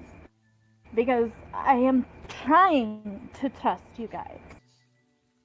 And I'm trying to build a relationship with all of you, and that does include Zephyr at this point. Even though I don't know how receptive he is of that friendship, I am trying. But in the room that turned out to be a closet, and we were walking and walking and walking, and it felt like we were getting nowhere. That's just what I feel like all the time with all of you, except for maybe Caro and Raccoon when she's, not asleep. And even then, after what happened, she hasn't been the same with me. So, I don't even know if we are friends. I think that we are just allies, and I want to be friends, Gil. And I want to be capable of being friends with all of you, but I just... Maybe change your approach. Like with the hallway that turned out to be a closet. You kept walking forward and then waiting. Wrong approach. It took trying something different. Something unexpected. I've tried that, Gil. I tried to give Zephyr an olive branch. And... Which he accepted. I'll say that. Did he, though? In his own way, yes. He has apologized to you. In his own way, he apologized. I feel like Just as Lucian's you idea- apologized to him. I'm sorry, what'd you say, Hunter? I said Lucian seems to think that her idea of getting along is they shut up and just do what she says. Well, I mean... That seems to be the hang-up here. Is that she seems to think you're not wrong in that assessment. like her problem seems to be like she thinks that getting along with him would mean they shut up and listen to what she says and doesn't argue with her plans. I mean, I don't think you're wrong. Which is And where I was she going to just- continue to go with the conversation. Oh, I'm sorry. Oh, sorry. It's like I'm not trying to hog it any spotlight here. Yeah. I mean, I yeah, was the rest just of gonna them just jump in. They've just been quiet. Yeah, Oh, yeah. Gil was just going to It mention was to not Lucian. gonna really say anything because every time he's tried to say it, she just gets mad. So You maybe were she just needs. going to mention to Lucian, what is a friend to you? What is your definition? My definition of a friend? That's a weird question. If you want a friend, what do you define a friend to be? I mean, I don't have that much experience with friends. All I've had was Lucifer and Winona and, you know, Mama and Papa. So it's not like I have much basis for what a friend should be. I have expectations that, you know, we're all in this together for whatever reason we're brought here together and we should work together. And I'm not trying to be like a stubborn person, but like I don't feel like we listen to each other. Therefore not Yes, listening to her. That's Why do you not think we don't listen? I don't know. because you're not treating us like a friend. You're treating us like subordinate. Treating us like what? Subordinates. People below you that have to listen to you all the time. Or as a simpler term for your brain, as a servant. Listen, I know what a subordinate is. I am just having a hard time hearing you, Gil. There's a moment of silence, and Caro pipes up, looking at you, Lucian, just as everyone sits in their various spots in the room. We all had to work together to get down here in the first place. If it was you by yourself and we did what you asked us to do and didn't do our own thing and tried to do it our way, we'd still be stuck in the first hallway. No, you're right. And I recognize that. And sometimes, whenever you have an idea, people are going to disagree with it, and they're going to I'm try not to saying pitch it's their not own okay to disagree, Caleb. I'm not saying that. But it just feels like we fight all the fucking time. And it's getting tiring. And, you know, Lucifer is always saying, oh, it's always just me and you, it's always us. You know, we only know each other, you know, we only know... I don't know how to say it. I got something a bit abstract. Can Caleb try to remember the arguments and remember, like, the causes of...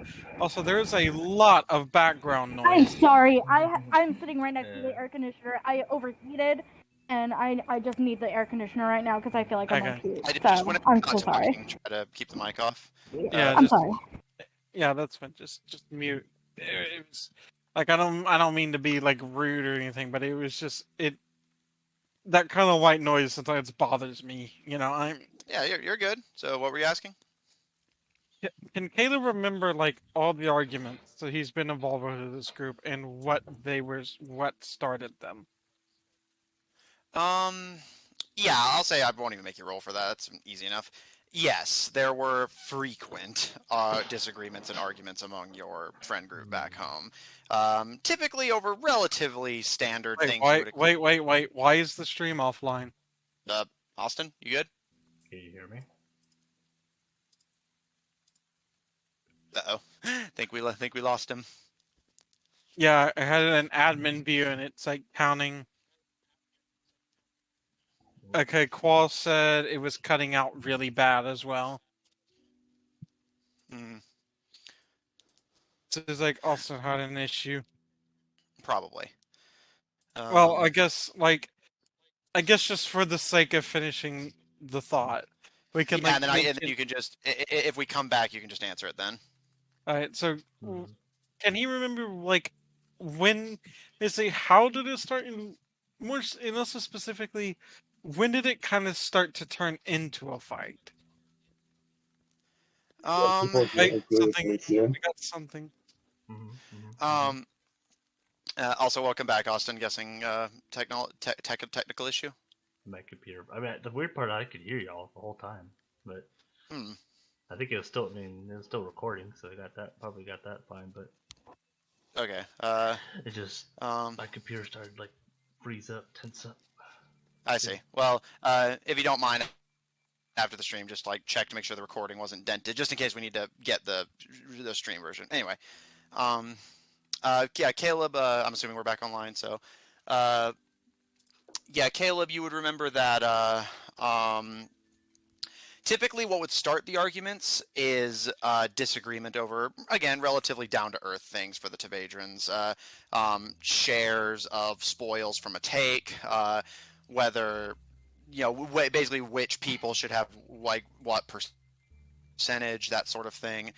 Typically, though, the only thing that would cause it to escalate would be, typically, at least for what you're used to, somebody would have to make a clear demonstration of force for it to escalate. So, from as far as you can recollect from your friend group and such, it typically is a disagreement that can be pretty harsh, that only turns into a more out-and-out fight whenever someone No. I was talking about is this group's arguments.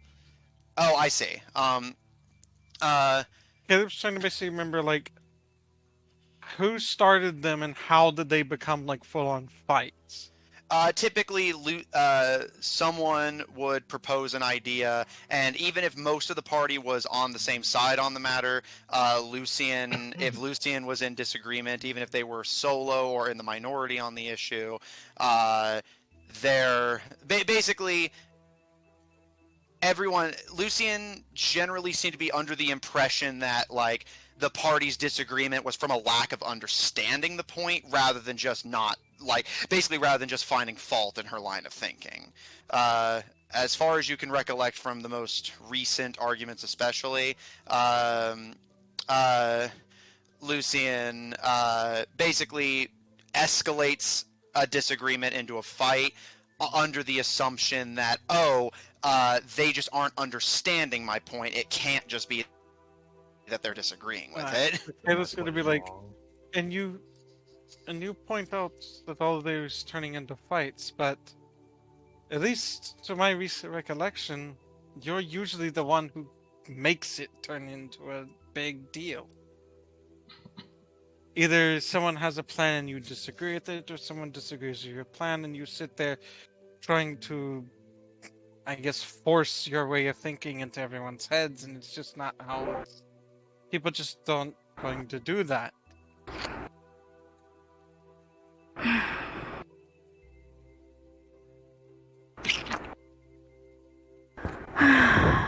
It seems to always be something other than we just disagree. It's like you always think that we just don't understand what you're saying. Well, a lot of the times that's how I feel. I feel like, I am not being heard or understood. Sometimes people can hear and understand what you're saying and still disagree with it. I think that would... Go ahead. It doesn't necessarily mean that we're not listening to you. It just means that we listened and we still just disagree.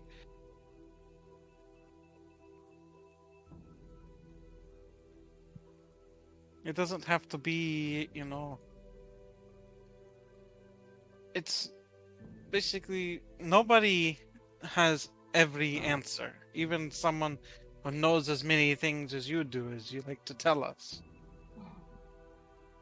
Nobody has every answer, and nobody has every decision they make be the necessarily right one. And so sometimes it is necessary for others to disagree, make their points, and argue. I feel like you sometimes don't understand that. You think every disagreement with your point is a lack of understanding.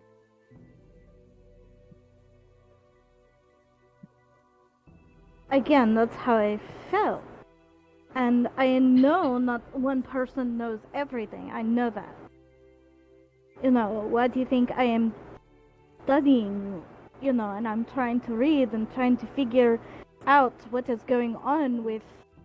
Oh, there he goes. You good? It pulled up this weird fucking screen because I clicked on the chat again, and I'm trying to get it to go away.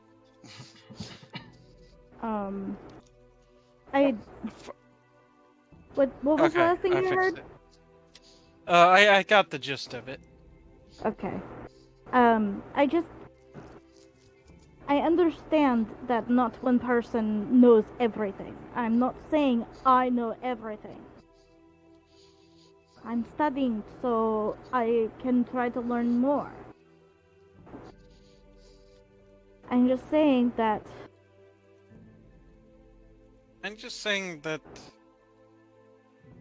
maybe it's like there's something I want to say, but I'm not go ahead. charismatic enough to say it as Caleb. Talk around it. That's what helps me. Caleb is basically trying to get to a point about, like, basically,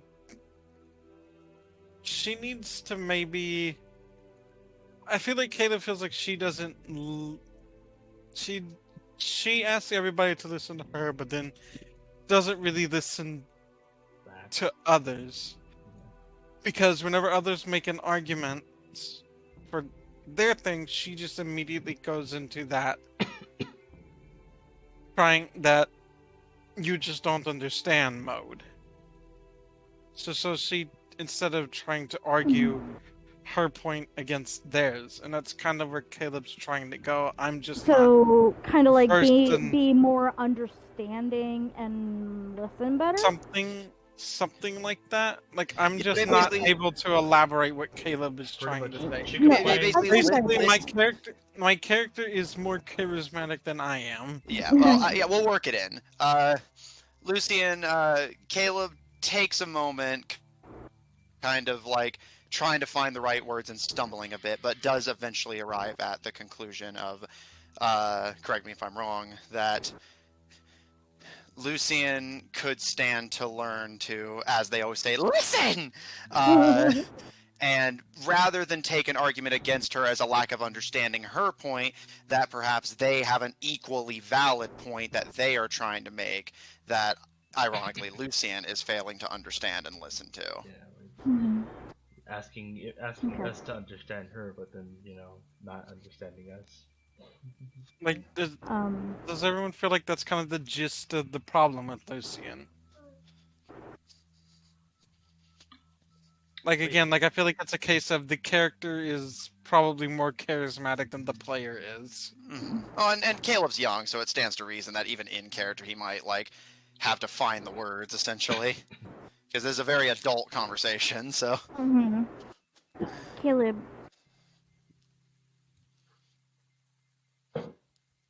I've had high expectations since the minute I was born. I never had the luxury of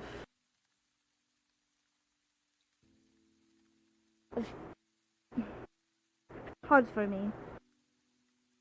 They never had the luxury of what? She's kind of like stumbling over her words, like it's very hard for her to talk about. I'm gonna be honest, sometimes it's hard to tell when you're stumbling and when you're cutting out.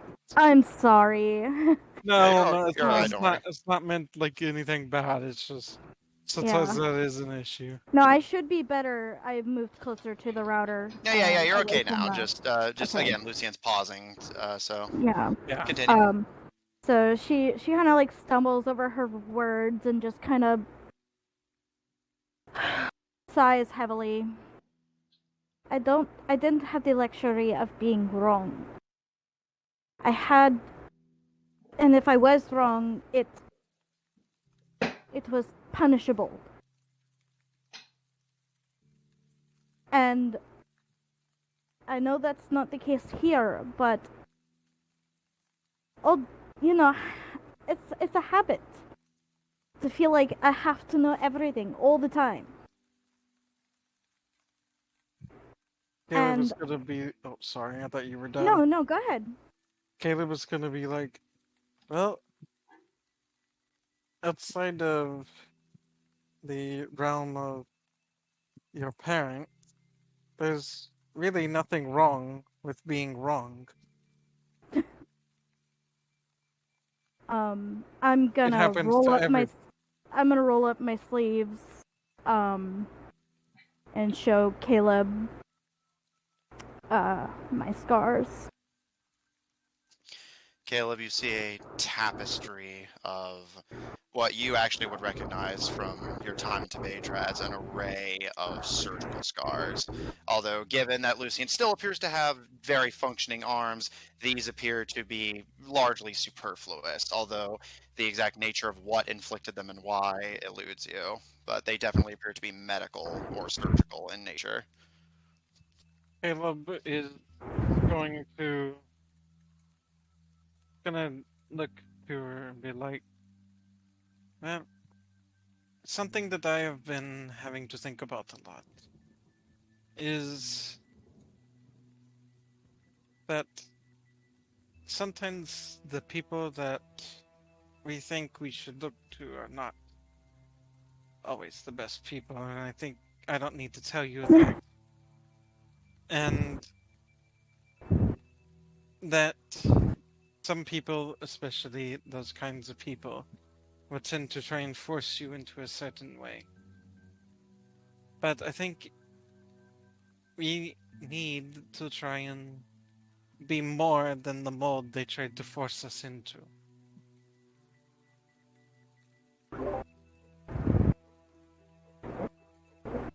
And understand that sometimes those molds that we were forced into are not the shape we should be. Caleb, And I as you're think that talking, I I'm think sorry. that can be very difficult. You know, sometimes when you take a dough and force it into a shape, it can be pretty hard to get it to come out of that shape. And so, it won't be easy to come out of that shape. But I believe it is necessary. Not just for you, but for a lot of us. I feel like several of us have this issue of we're trying to be someone that we maybe are not meant to be.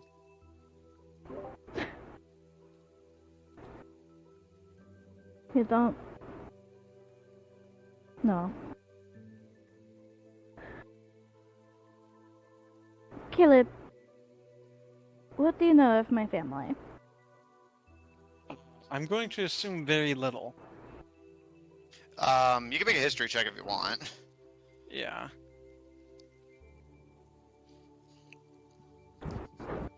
It's gonna be a 19. You have heard of the Elefikirs, although, yes, even with a pretty high roll, your knowledge is on the slim side. You know that they are a family of scholars. While not true nobility in the traditional sense, they are relatively trusted in noble circles as high-ranking doctors and scholars and surgeons. People on like his father's list of people that might need to be dealt with. They were mentioned occasionally, although you yourself had like offhandedly suggested the idea, your father always seemed against it, seeing them as more of a potential asset rather than a potential enemy. Although he never elaborated to you deeply on the reasons for this beyond don't kill them unless I tell you to. But your father at least seemed convinced that the Elefikirs would make a more valuable asset than So they target. were on his radar. Yeah, they were on his radar, but as potential allies rather than enemies. But what you do know of them from that is they are a relatively well-respected, if not truly traditionally noble, family of scholars, doctors, and surgeons. Say that your family was actually someone on the list of people my father had interest in, one way or another. Though in their case, he was less interested in their removal, more interested in their trying to ally with them. So from what I know from that, your family seemed to have been very smart, but also respected family. But it seems that their pursuit of that obviously had some obviously took some dark turns. You could say that. The reason I ask Caleb is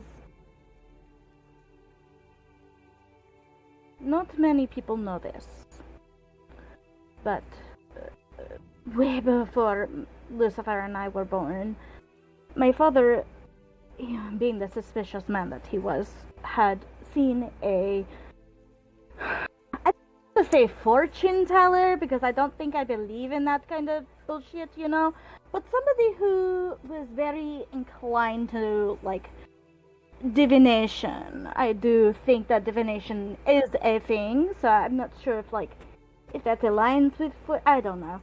But anyway, somebody who was good with divination, and they told him that there was going to be a child born to him that was going to surpass, I think is the word that I want to use, him. So, like I said, I had a lot of expectations, being the firstborn, I carried on his name. And I was supposed to be his, apprentice. And I was supposed to learn everything that he was doing, and it was a thing. But where I am going with this is that, again, I had expectations. And I just don't know if I can be the person that you guys want me to be. I know you want me to, agree all the time, but, I'm not saying that I know everything, because obviously I don't. But I also want to say that I want to explore discussing things more, because that has been working a lot better for all of us. I think that is a good idea, and for what it's worth, I've never been one who's not had expectations either, even before I was adopted into the Pager family. And he's going to describe his birth family this time. My father, the one I was actually born from, was a highly respected bandit in our kingdom. Many believe that he may have even been able to one day challenge for the kingdom itself, though that day would never come, as I will get into. And so, even from a young age, there was a lot of expectations on the son of such a great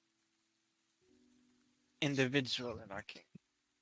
As you can imagine, amongst bandits, the legends often spread fast and grow wildly of my father and mother's exploits, and then they eventually died in a fight gone wrong, and then I went from being basically our kingdom's equivalent of the son of a well-known noble to being literally the son of a noble. But his expectations were no less high. He envisioned me to be basically a knife to cut the throat of any of his enemies. And that is the mold I was most recently trying to be forced into. Being nothing more than a tool for his benefit.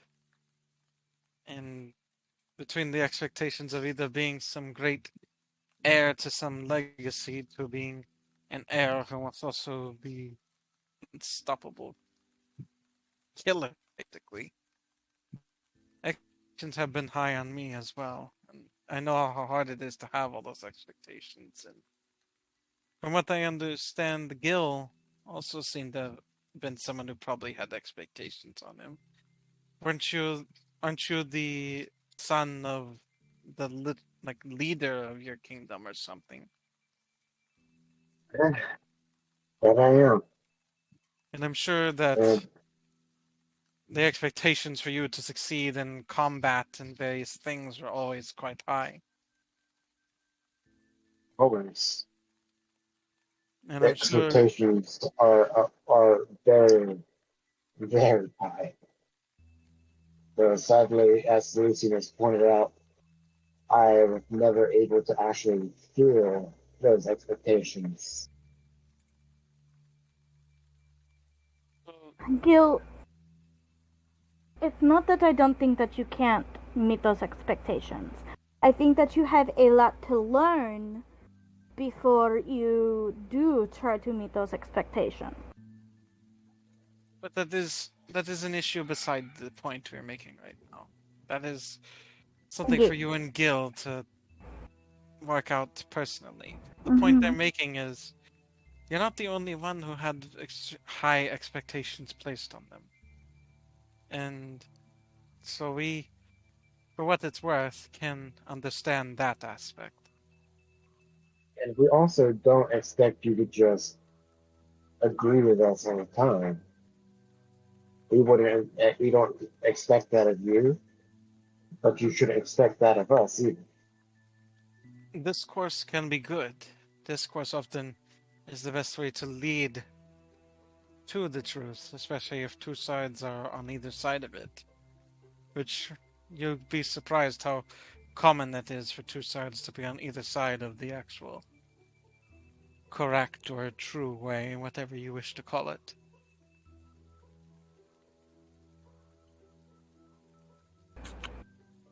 I appreciate that, Caleb. And, I'm sorry that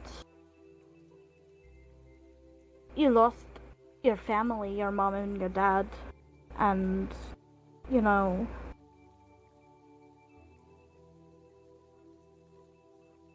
basically forced to be a weapon.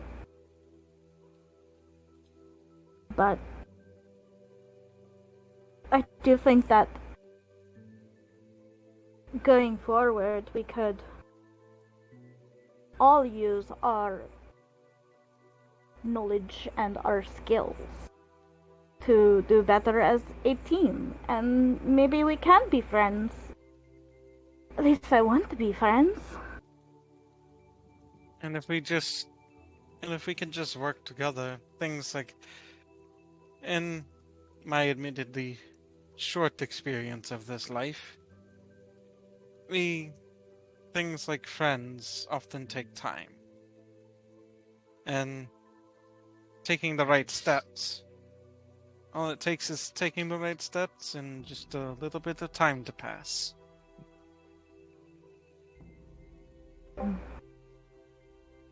I guess it's only right that we had to go to the Temple of Restraint first, huh? It does seem to be a fitting conflict for us. It's almost as if we were being guided. To slowly shrink. If It's almost as if we were guided here.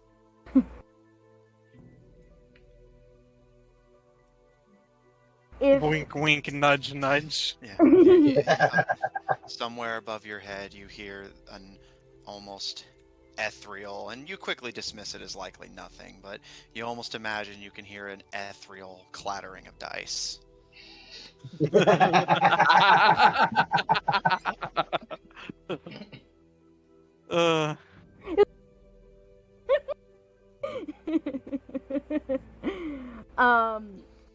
Lucian will put her hand on Caleb's forearm and give it a little squeeze. I have not been acting very good. And I have tried to apologize many times. You know, my Mama, she was beautiful and she was well loved by a lot of people, and I looked up to her my entire life. Even though I was supposed to look up to my dad, but you can see how that went. But my mom, I always wanted to be like her. But maybe I'm too old now.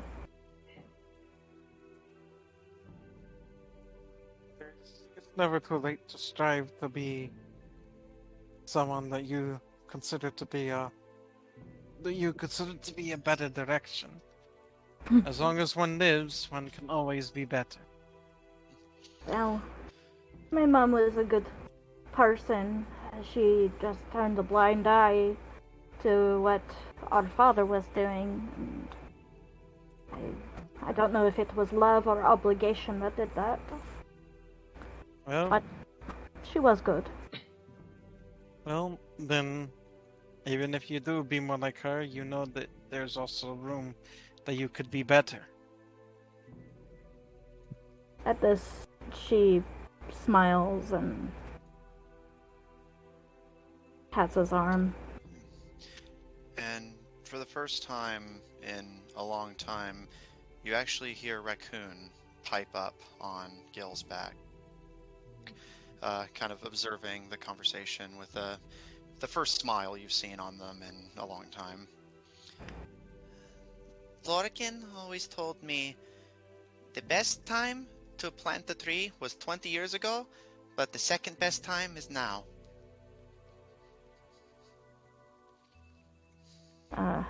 Lucian will smile at that.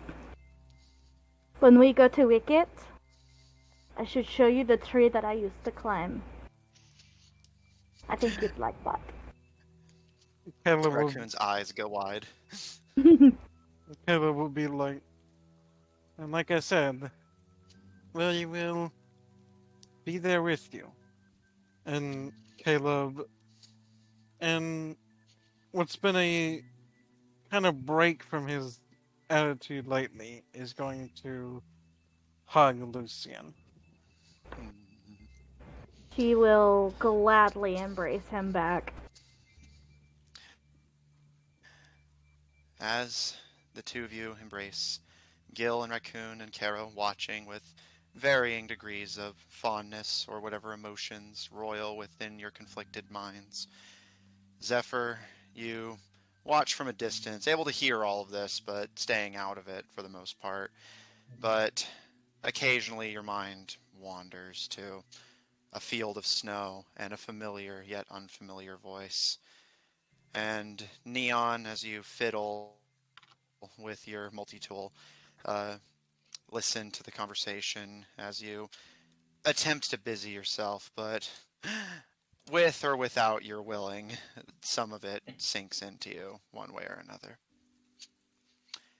And as the bubble to punish your impetuousness or impatience up to this point continues to slowly shrink, so too do walls dividing the party further begin to rot and fall, like the many traps and workings of this temple had long before your arrival in it. As if a guiding hand had led you to this point and given you some form of closure when you had nothing better to do but simply wait and talk. And that is where we're going to end tonight's session. Oh my goodness. That was heavy, man.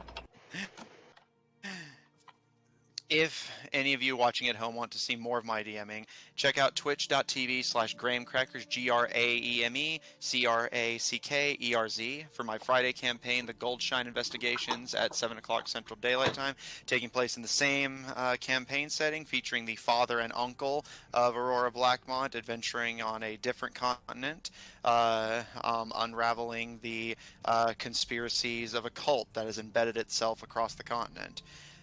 Check out our website, official d5hub.info, down for maintenance at the moment, but we're hoping to restore it to its glory soon. So don't forget that the first D5 campaign will also be returning, and that's another way to hear more of his DMing. Yeah, I'll get there, don't worry. Thank you, though. Check the link that's about to be posted in chat for our official D5 Discord server if you want to hang out with us directly. And support our episodes. Post on Spotify, Apple Podcasts, Pandora, Google Podcasts, or the iHeart Podcast Network, wherever you happen to get them from. And for our audio listeners, catch us live on Tuesdays at 9:30 Central Daylight Time on twitch.tv/OddTornadoProductions. And check out Odd Tornado Productions Official on Tumblr to find links to our other works, including our Human Rogues Twitch channel at twitch.tv/Killer5. That's 5 with a PH, don't forget it. And indeed, yes, if you are enjoying this campaign and this party and want to see more of it, in the coming weeks, we will be resuming our first D5 campaign in hopes of concluding that storyline. So the archive of that can be found on our YouTube channel, Odd Tornado Productions, as well as uploads of this stream as well. So if that interests you, by all means catch up, and we will be picking up right where we left off and introducing some new characters. And if any of you really like my DMing, I will also be starting a paid campaign in the coming weeks. There are still a few slots open, so feel free to get in touch with me through our Discord server or whatever means you see fit, and I would be more than happy to discuss it. And I think that's everything. So thanks everyone at home so much for watching. Thanks all of you so much for playing, and we'll see you all next week.